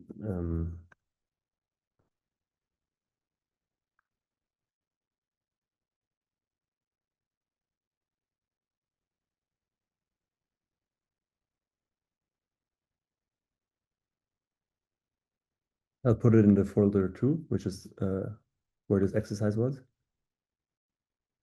Okay, and now you can download it. So of course you will have to, actually I'm going to do that right now. I'm going to close this, show my geometry that I have here by typing show. So I'm just going to delete those and then open up this Grasshopper file again, and you will see there's errors, of course, because what happened, we don't no longer have the geometry that we were referencing. So I'm going to preview this again, but to show you guys this like going back and forth aspect with Rhino and Grasshopper, I'm actually going to do a new massing now. So just come in here, say, actually, we need a lot more office space. It's an expensive location. San Francisco is booming again. So gonna make a wider version of this, but offset it also maybe a little bit further, like this, or something completely different, like that.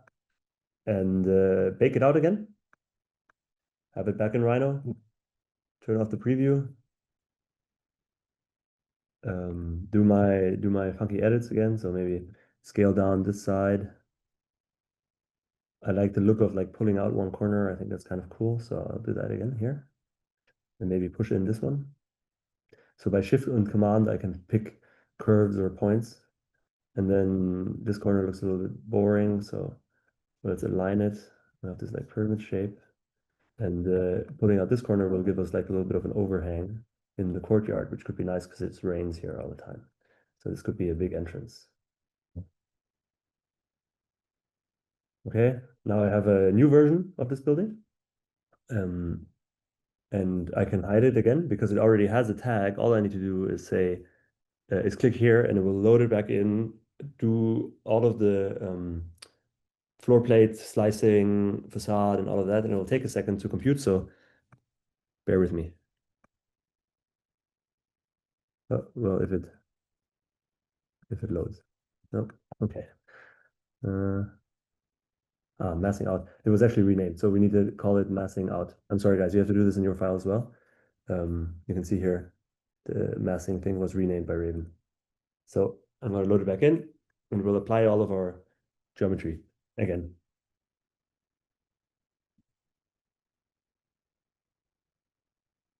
So if you see, I hide this thing, and we're back with our full massing. So that's how easily I can just adapt it. And of course, the cores were not designed for this building, so I'm just gonna change those around. We can even align them, rotate them. And if we look into the building, you can see the cores are also visible there. Actually, if I change this to a different view, it might be easier to see here, to see inside.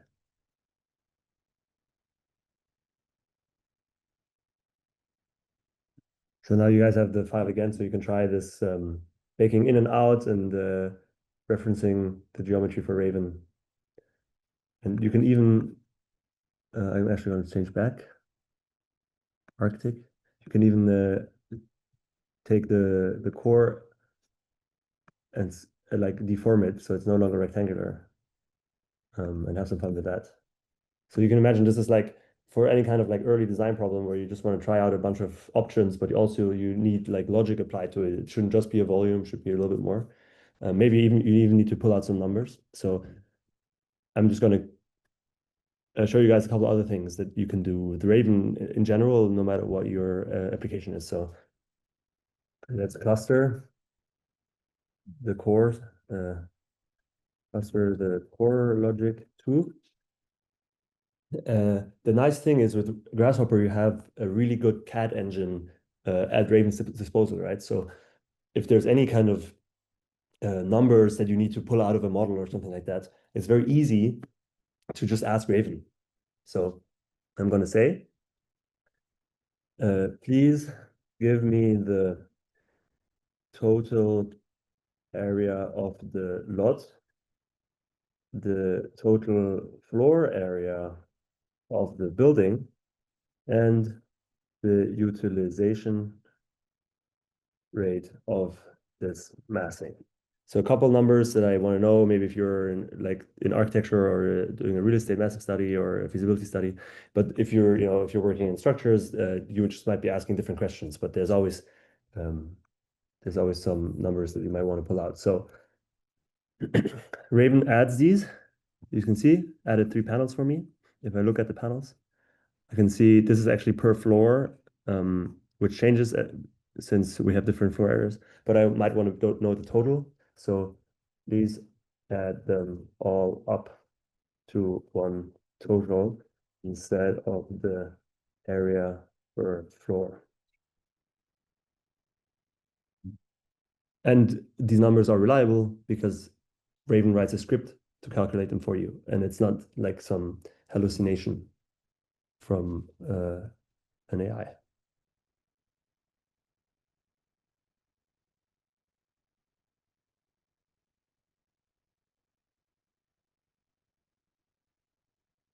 Here we go. Now they're all added up. So you can see total floor area is 5 times the lot area, which is pretty good. So utilization rate is at 5.2. Cool. Do you guys have any issues with this file or this workflow? Or any questions you want to ask? Regarding the last thing that you did, did it calculate these values on its backend, or did it add the components to these calculations? Very good question. So if we look at one of them, for example, the floor area, and we trace back where the panel comes from, you can see it just added this component, which is a mass addition, and it took in this component, which is floor area calculated from the floor plate. So it's all just Grasshopper components, native Grasshopper components, that it uses to script and access those values, right? So it's all in your Grasshopper. There's nothing that is like hidden somewhere and like a black box that you can't see, but it's all like right there. In this case, it even wrote us little nicknames that help us understand what it's calculating here. So now we might want to do this, turn those calculations into one cluster. So we can hide them away again. And also maybe this is something that we want to add to our user objects and be able to reuse since we need to do those calculations regularly and we don't want to have to script it from scratch every time.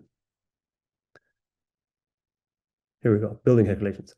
So I'm just going to redo the user object addition in case you forgot. So I'm going to go File, Create User Object, and call it Building Calculations. Actually, can you? Oh, no, it's too late. Yeah, I'm going to go back here, turn those calculations into one cluster, and add a good description. I think Raven can help us with that. So when we then create the user object, Raven will already have set a description for this cluster, so it's all set up and ready to go for us.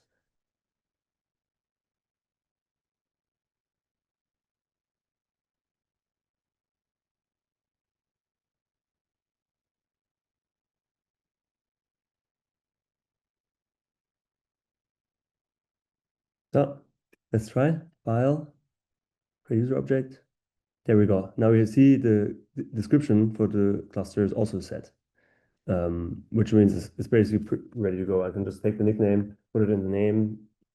I don't want this to be part of the trusted subcategory, but maybe the real estate one or massing.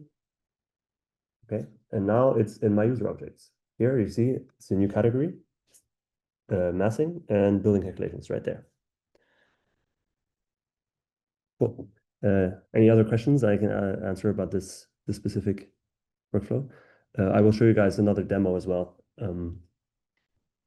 that you might be able to follow along if you have Ladybug set up, but we're not going to run it through Ladybug setup because it's a little bit tedious. So just if you're wondering about anything that you've just seen, you can ask me now.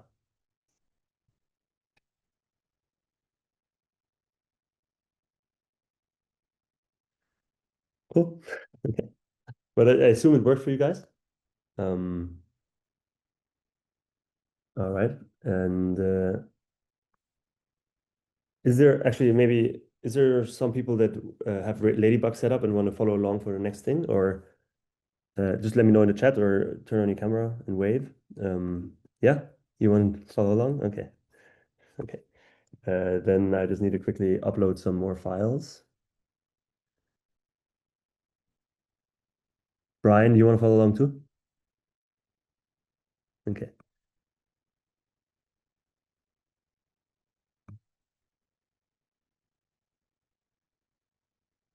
In the interim, for whatever it's worth, I had Max and I had done a little fix that seemed to work for the first bridge example, where I just moved everything pretty much out of my libraries, but it seemed to have been also pulling from maybe user objects and somewhere else. So I was stuck for a while in an eternal DLL thing again. It went 3 full cycles through everything, and then I just killed it. Yeah. Okay. Yeah, sorry about that. I mean, honestly, if you Trust me, he's seen my grass, how many things I have. It's my okay. Oh, I see that the model I'm uploading now has a really beautiful big scan in it. So it might not be anything for a weak machine, but that should be fine. So I'm just gonna save and close this. And I actually have the next file I want to show you guys already open in the back. So, and I'm also gonna finish uploading.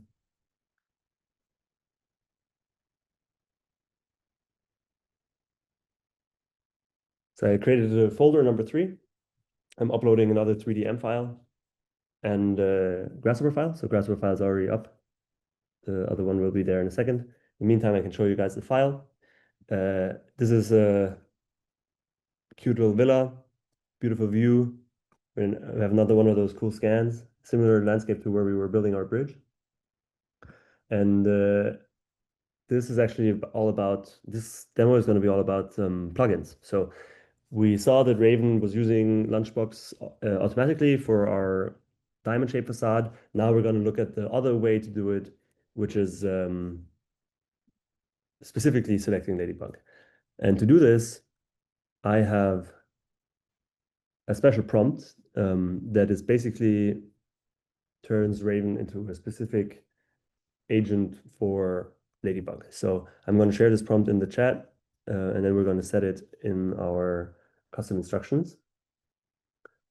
It's quite long, and it's really, I hope you can imagine that how Raven might, if you have a specific workflow, something that you always want to do in Grasshopper, or you might have different versions of Raven for different tools, different problems that you have to solve, makes Raven really good at one thing, right? So in this case, it's called Sunlight Analysis Agent. It knows all about the EPV files you need for Ladybug, where to get them, how to run a sunlight study, these kinds of things. So now I can close Raven and it knows exactly what's going on. So you were asking about Karamba earlier. We're building like an automated way that Raven, if you want to use Ladybug, would pull in all that information, and also Karamba pull in all that information so it gets good at Karamba.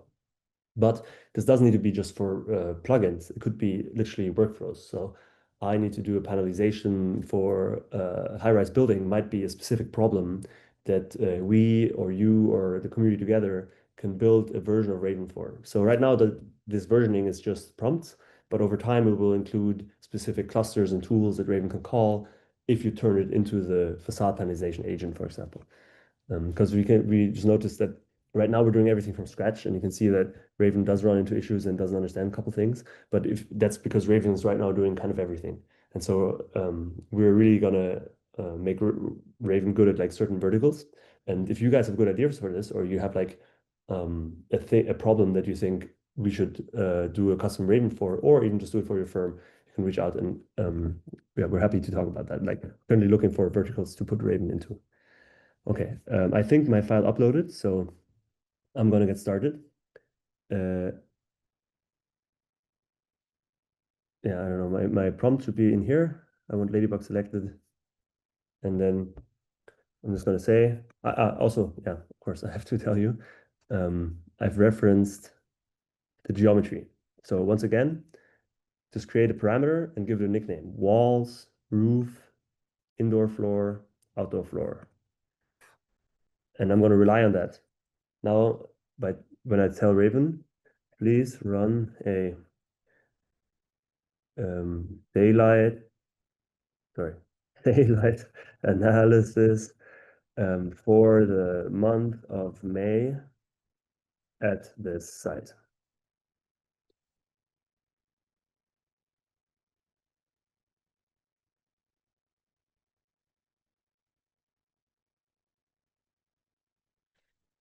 Now, if you're familiar with sunlight studies, then you know that it really depends on where you are in the world to do something like this. So Raven notices that I haven't told him where we are, and I don't have a weather file ready, so it has no idea how the sun might be in May at this specific site because it doesn't know where it is. And so now it's prompting me to open this link, which takes you to the Ladybug website, which has a huge collection of data, weather data from different sites. So this happens to be a site just north of San Francisco called Point Reyes. So our building is actually set here in this park. So we're just going to copy this specific EPV link, and I can paste it right into Raven.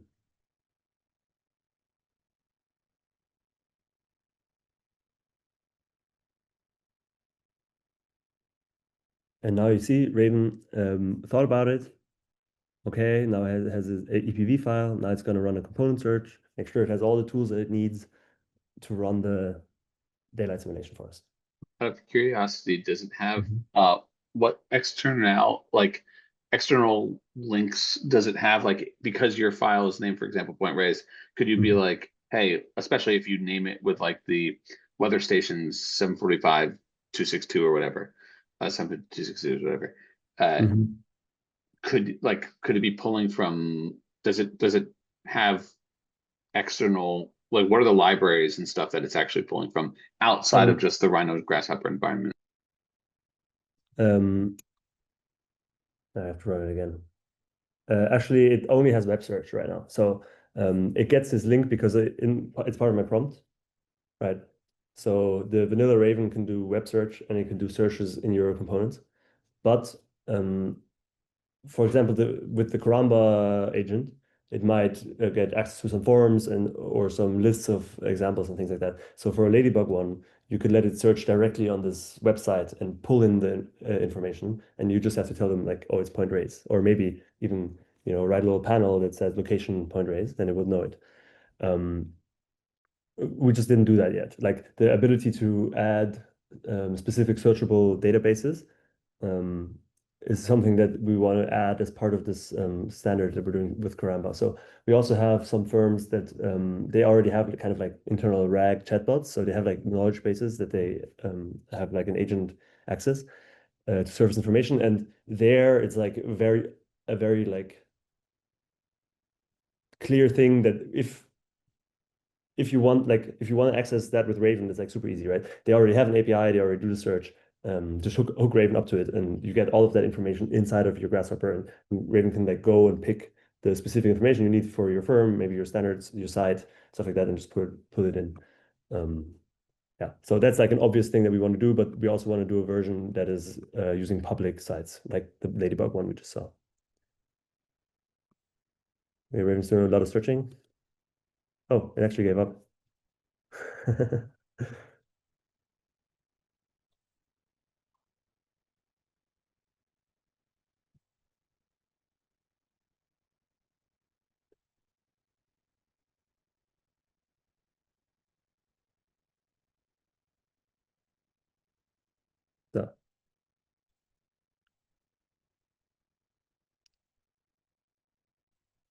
So, I feel like, oh, I have an issue with my custom prompt. The prompt's missing. So Raven has no idea what's going on. I'm just gonna add the prompt in here. I don't know why it's still speaking English, but it might be because we were switching between files or something. So I'm just gonna add the prompt right here.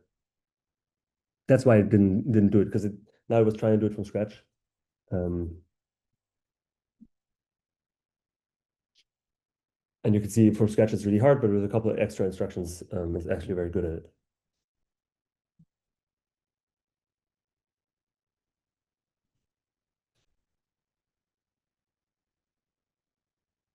Is anyone following along? Did you guys download the file or? That's fine. It's just Ladybug setup is really, it's like a Python library installing and stuff like that. So it can be a bit tedious.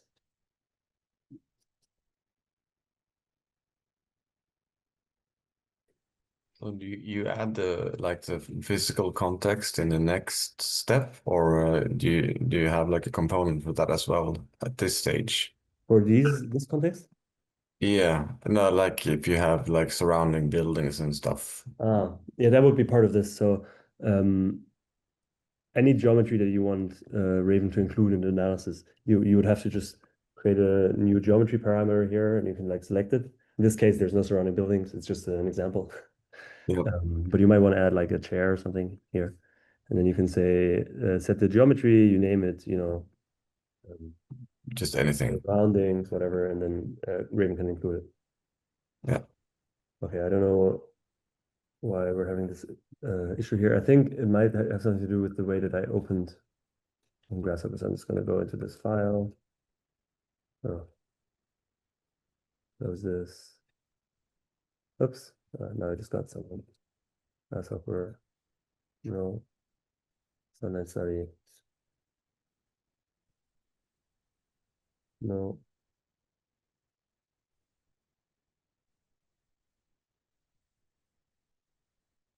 Okay, now I got it. Like Ladybug. See if it remembers that. Okay. Run an analysis for the month of May at this site.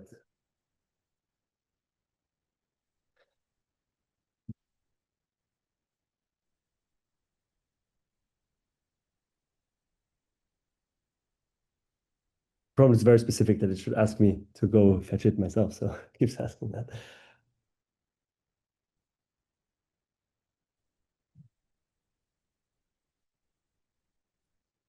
It might have been because this search kept failing because I switched from one Grass Rhino file into another Grass Rhino file. Because now you can see you can actually see results and think about them. Here you can find it's finding different components, investigating missing components. Yeah.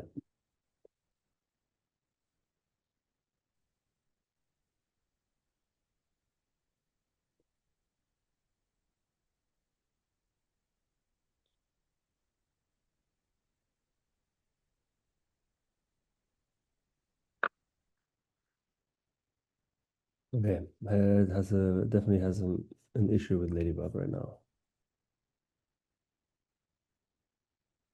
It's also not really selecting all the. Okay, the thing is, Ladybug is a little bit of a weird plugin. That's why it's not so robust because it's actually Python scripts, which might be the reason why this is it's kind of falling apart because we have this problem that it loves Python scripts too much, and so we don't want it to use them. But Ladybug is not actually a plugin; it's actually a Python library. So it looks like this demo is not going to work today. Yeah, I think we'll just leave it. I think we'll just leave it. Instead, I'm going to go back to something that everyone can follow along with. I'm just going to open up a new Rhino file. So because what we've been doing is try to scaffold to much bigger scripts and like bridges and like entire massing studies. But one thing that Raven usually like nails quite well is just the geometry stuff. So if I just want to say, like things that you might want to model in Grasshopper, like let's create a spiraling staircase, and then I can choose whatever parameters I want to be able to set, and the rest will be calculated. So I set the total height, the step dimensions, and the rotation. And that's like all the standard geometry stuff that Raven is really like built to do. And you guys can follow along with this. So I'm going to get rid of the sunlight analysis prompt. I hope it doesn't mess with what we're trying to do now.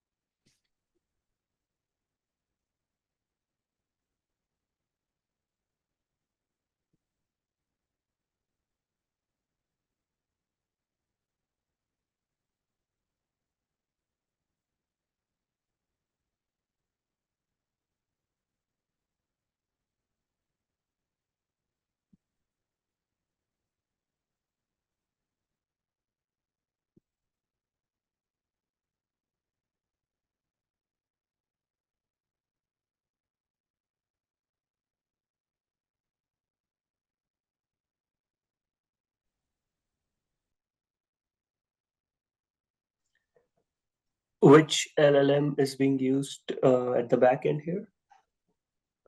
It's actually a bit of a combination of different ones, but we use a lot of the Google, like mostly Google models.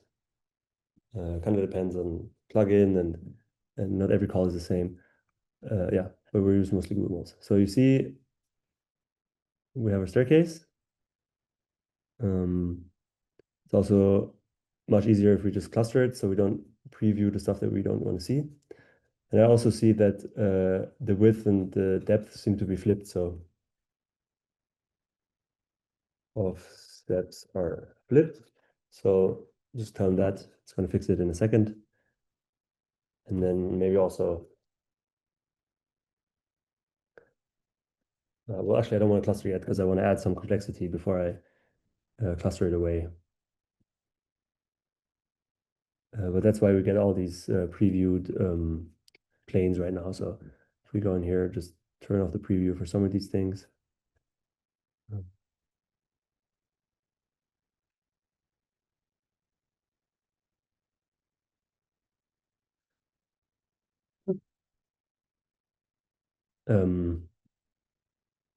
This kind of like geometry stuff is really what we started out with. So the component thing, the plugin things are not as robust yet, but all of the geometry problems is really where Raven should be excelling at. So here we go.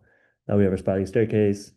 We might want to challenge it a little bit and say, okay, but I want like kind of triangular or like cutout circle. What do you call it? Maybe pizza slice shaped steps. Let's see. I don't know. It's a challenge.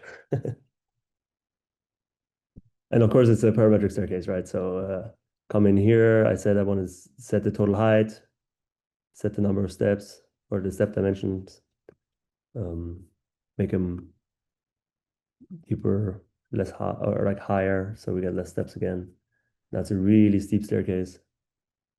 Total rotations brings it down again. Maybe on the height. Okay, now it's trying to construct our pizza slices.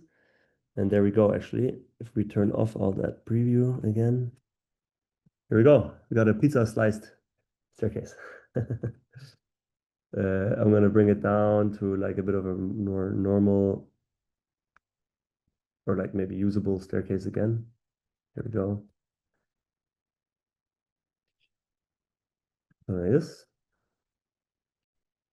The width is actually falling away now. We don't need it anymore to calculate this. So double the depth.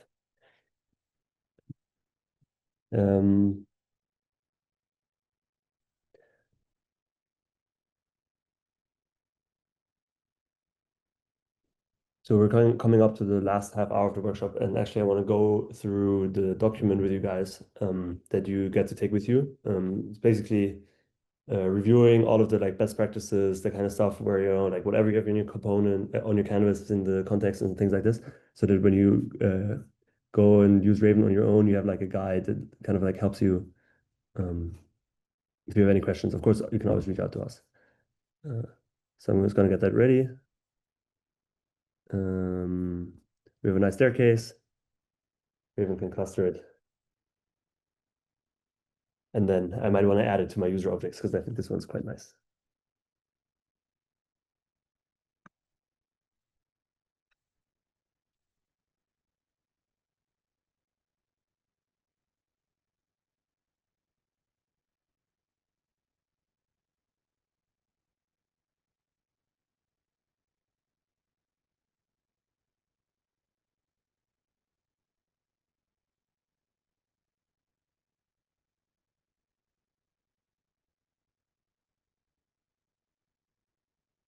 Nice.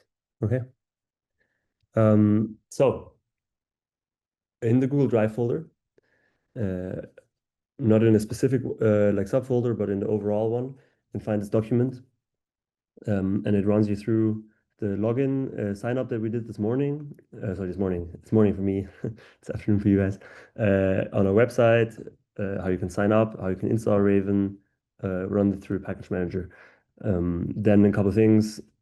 I just like put this together, and if you have other questions, like reach out or let me know, because like I know that this is like a new thing and it's kind of strange and we're all like getting to know it, but here are sort of the tips that I think are most relevant.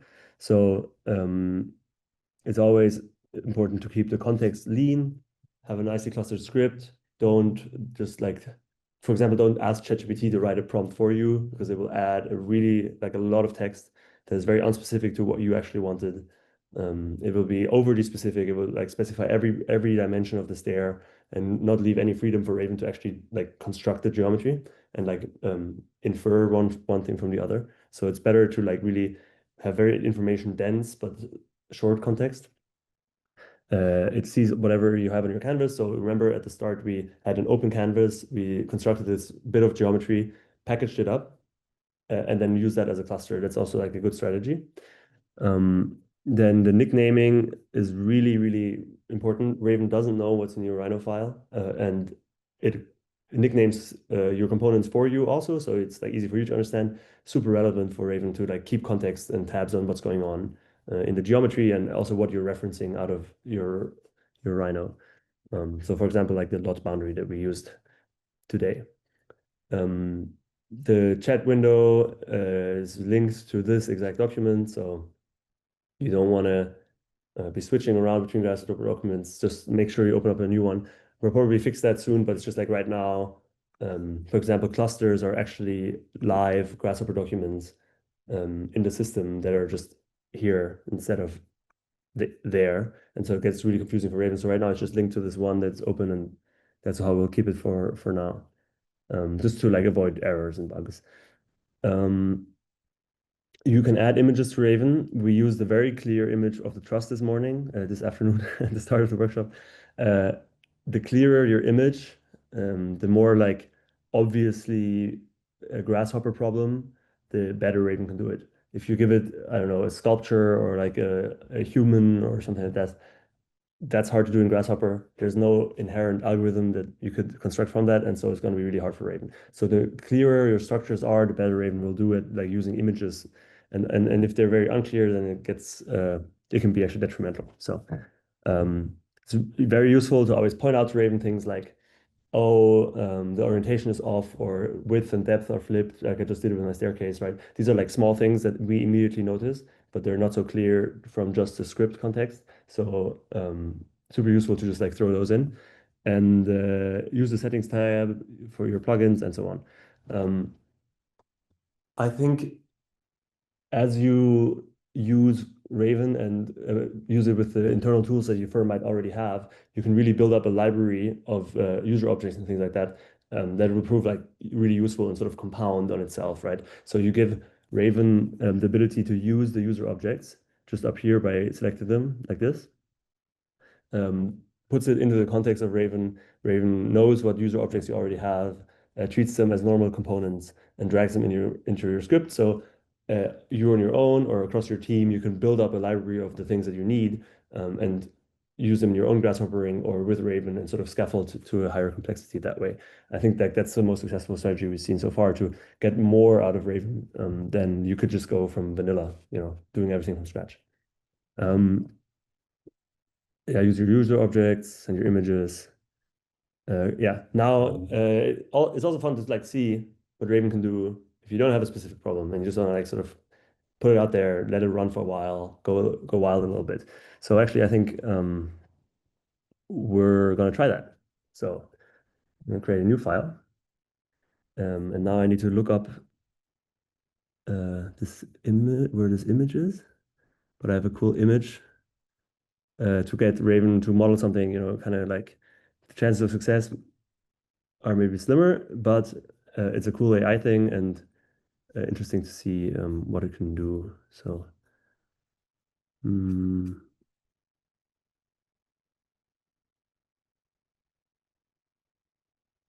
basically the idea is that if you give him something that has like quite a complex structure, but it can just iterate over it, can be an interesting result.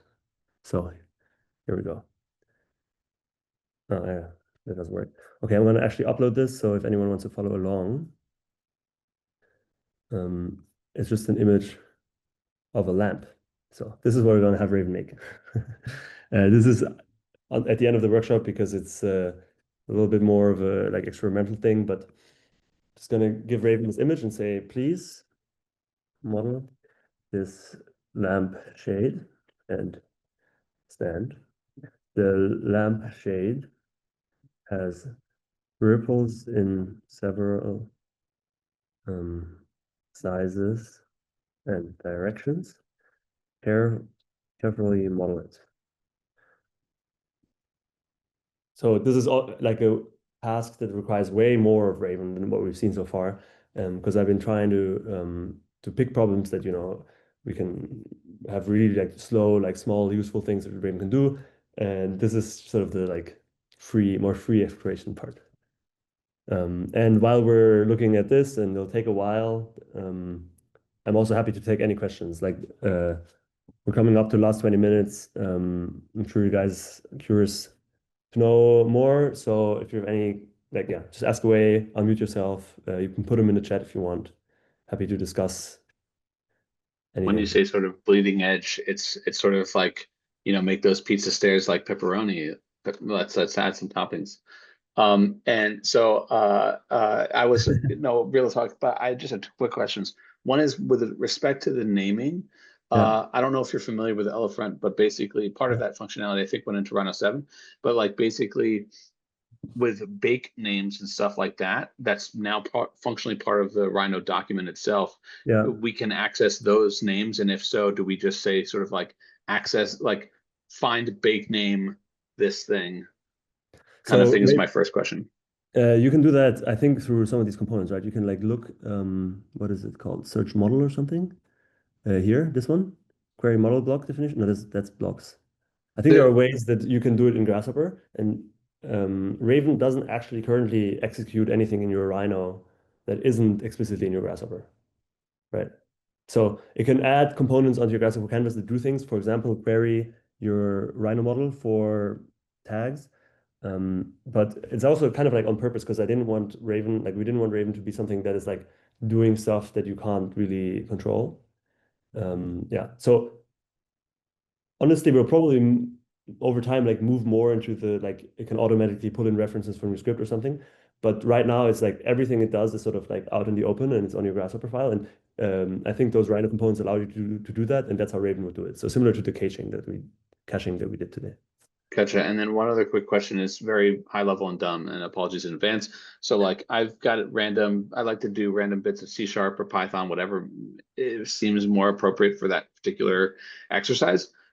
Is there a particular bias? Oh, it's all fine, etc. Is there anything like any hangups, anything broadly speaking that you would advise if we're sort of trying to feed base the base definition that we start with has bits of stuff like that's fine. Like it's just naming through like if you can have good input output names stuff. That's a question. Yeah, I think that should be fine. And even if you can add Python scripts as user objects and things like that, it's totally shouldn't be a problem because we kind of right now we block Raven from looking inside of your script anyway. Like if you have a Python thing, then we just handle it as a normal component because we don't want it to yeah, like Max said earlier, like be biased too much towards coding because that's what it likes to do. So honestly, I think the C# and Python components should be less of a problem. It was just there was something with like loading the Ladybug information, which was an issue, but that yeah, first of all, that'll be resolved anyway, and second of all, you're not talking about plugins, but just components should be fine. So real quick, we have something here. Kind of looks like our lamp. The preview is a little bit off still. It's just gonna make this pink and see-through. Okay, let's have a look. So we can obviously modify our graph editor. Sorry, what is it called? Graph mapper. We might want it to close a little bit again at the top. So that's kind of cool. Or we just change it to be a sign And we can have several, just like here we go, just like on our image. Hey, that actually turned out pretty well. Align it so that it closes at the top. Here we go. Cool. I'm going to turn off a bunch of preview. So we see the actual lampshade. And you can see there's like a lot of wild stuff in there. Yeah, I'm happy to take other questions. This is just if you want to do stuff like this, you can see Raven can help you there too. I have a conceptual question, if you'll indulge me. Yeah. If we were all in the same room with the same files, Yeah.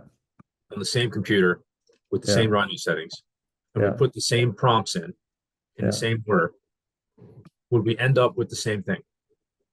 Not necessarily. So like what we're doing is difficult for AI systems to do, and they're a little bit random always. So you can tweak the temperature to be 0, and then they're like deterministic, and they will always give you the same thing, but then they're kind of dumb.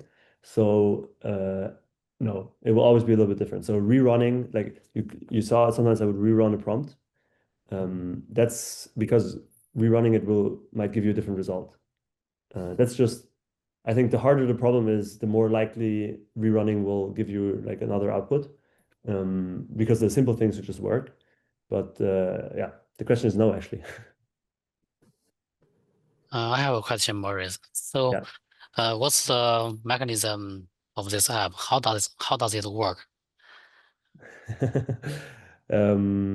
Well, we just have a system that does like geometry with language models, and we convert it, like we make it work with Grasshopper commands. And when you ask a question, it goes to our cloud server, which is what Max takes care of, and tries to decompose and solve your problem, and then like returns the result. So yeah, what can I say? It's a AI model system, combines a bunch of different contexts and things like that. Yeah. So did you build any data set for that, or you train your own model based on some We material? have some, yeah, basically we made it specific to Grasshopper for this plugin. So we have like a way to work with geometry, and then this is like the specific Grasshopper implementation, but it's also our only implementation that we have right now. So we don't have a big, so we don't train on the models that you use. They don't actually change the system anymore. It's just already specific to like Grasshopper components, which is also why it's not that good with plugins yet, right? Because plugins are sort of unseen, like we don't know those components yet. Thank you.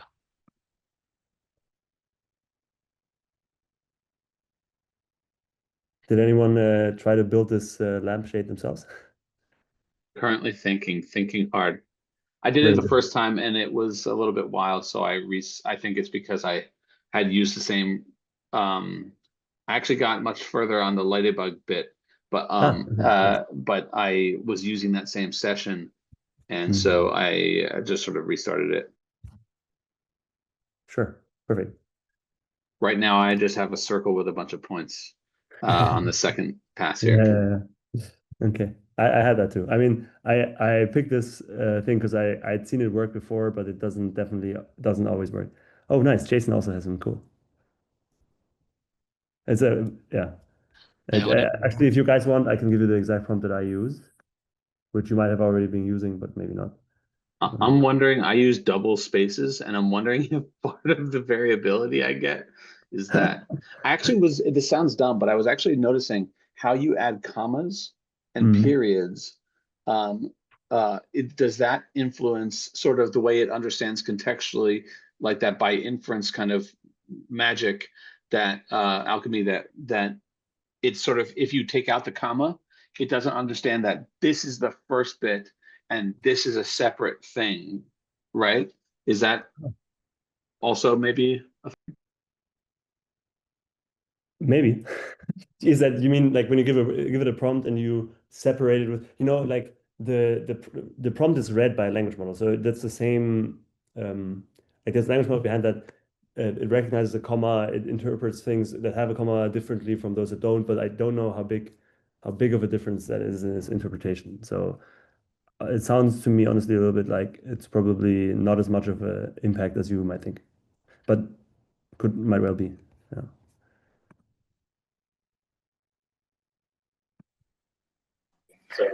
What I want to add here is definitely there is a big difference when you give it all at once, or if you separate it. You know, if that is by comma or by sending it in multiple messages. So the performance is much better if you break down the task into simpler tasks, right?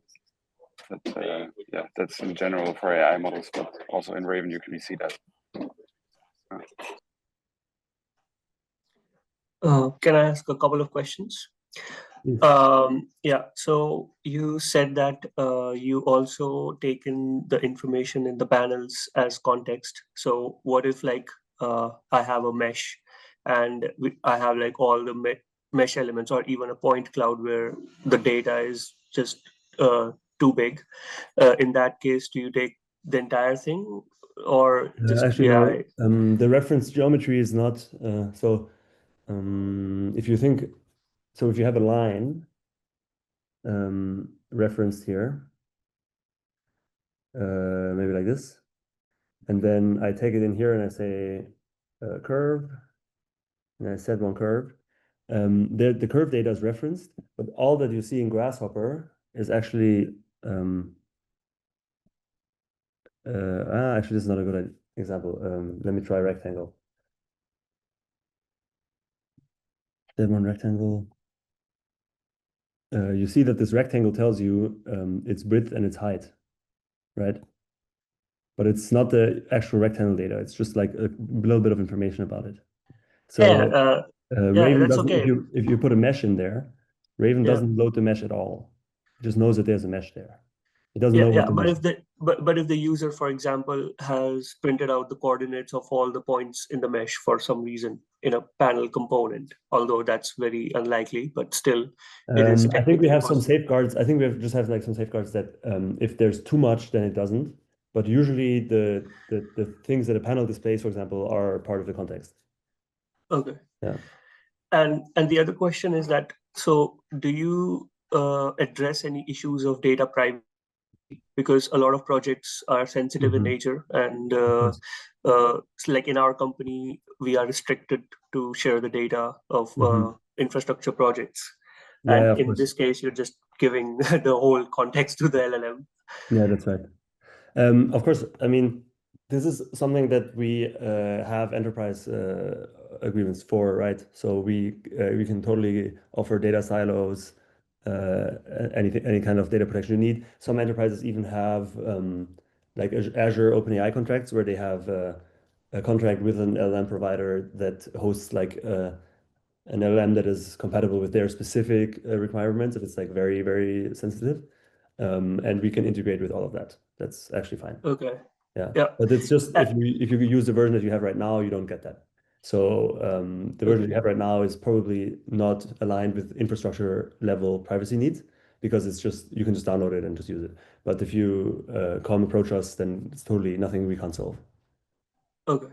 And in case that I have just installed your plugin but not used it, in that case, the context doesn't pass on to you.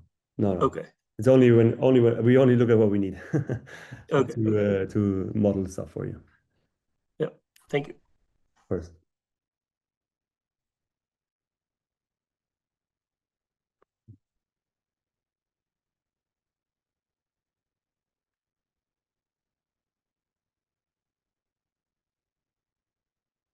Happy to take any other questions, discuss things, even if you want to just chat about the future of design.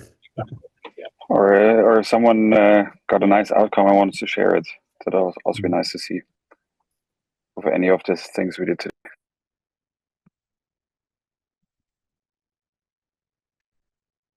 I actually have quite a good bridge by the end of it. Cool. But I've closed it out. But what's really interesting is again, I sort of culled my user components in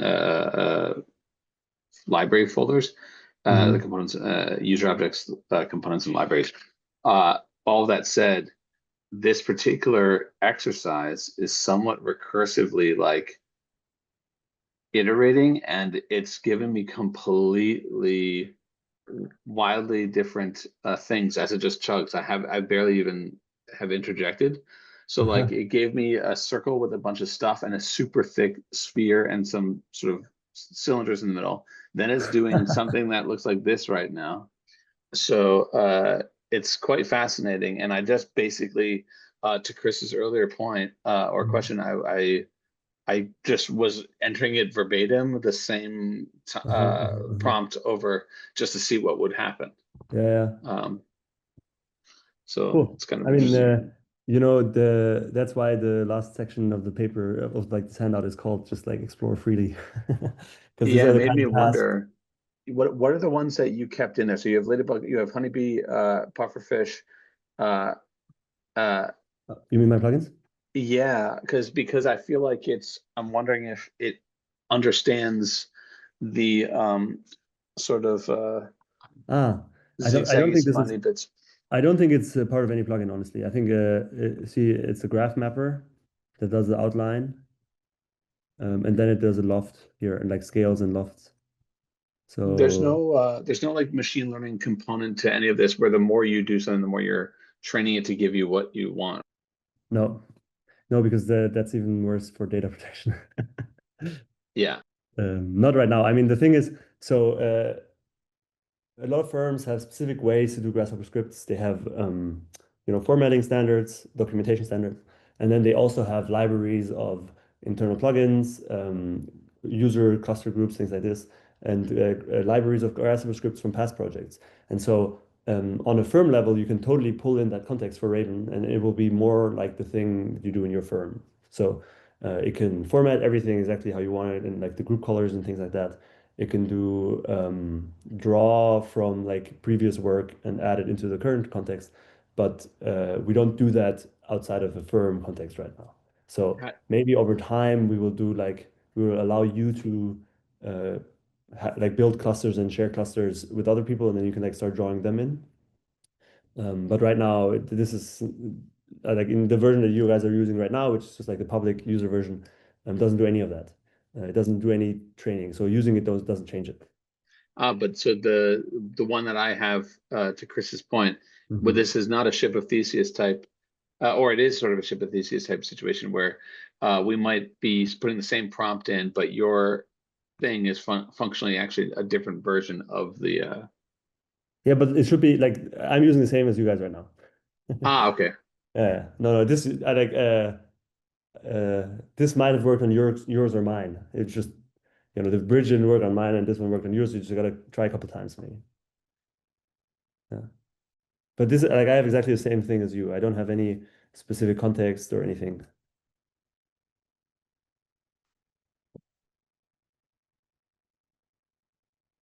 Okay, well, make sure to keep this.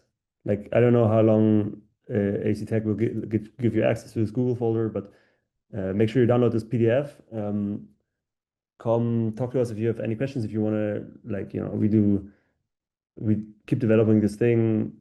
It's only going to get better. So you think this is something that you're interested in, please reach out. Obviously, this is also what we're looking for. We're looking for people that want to use this in professional context.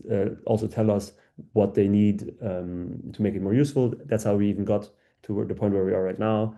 A thing that like can dynamically use your plugins, you work within your contexts and your user objects. And these are the kind of insights that we need. So please do approach us if you're interested. And really appreciate that you all joined this workshop. We had a pretty good turnout, so I'm super stoked about that. Yeah, but That's the California rubbing off on you there. Yeah. Quick question. So actually, where geolocated? Where are all of you located these days? We're between Switzerland and the US. I'm in California right now, which is why it's very sunny. And the company is headquartered in Switzerland. I used to be right on University in the WeWork looking over the park for 4 or 5 years. Yeah. So Cool. now I'm in Boston. I'm actually closer to Providence, but anyway. And then the other question was, can you guys drop your contact info in? I didn't know if it's, I didn't see it in the handout. Of course. I'll probably send a follow-up email to all of the participants too, but you can just email me here. That's my personal email. I'd be happy to hear from anyone. And we're actually going to be in New York for the AECtech next week. So if any of you are here, I'm going to meet you there. And Ryan, if you're in Boston, the week after, there's AAG. I think it was just Max. The Sorry, AAG it wasn't. is MIT the week after next week. And we're going to give a workshop there too for 2 days. We'll be a little bit more, we'll have some more things to share that are sort of beta for that. That's also part of the AECtech. No, that's it's like a MIT. research conference. Yeah. I'll send you the link here too if you want to check it out. Definitely. Thank you. Yeah. Of course, yes. So we're giving a workshop there, but it's probably more of a research audience, and we have some like beta testing stuff that we're going to be doing for that one. It'll be a little bit longer too, 2 days.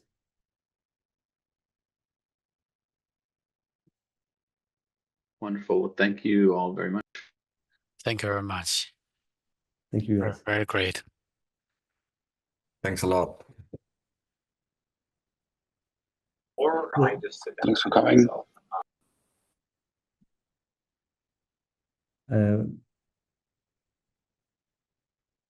Thanks, guys. Thank you. Thank you. I'm going to end the session. Perfect. Thanks. Bye. See you later. But like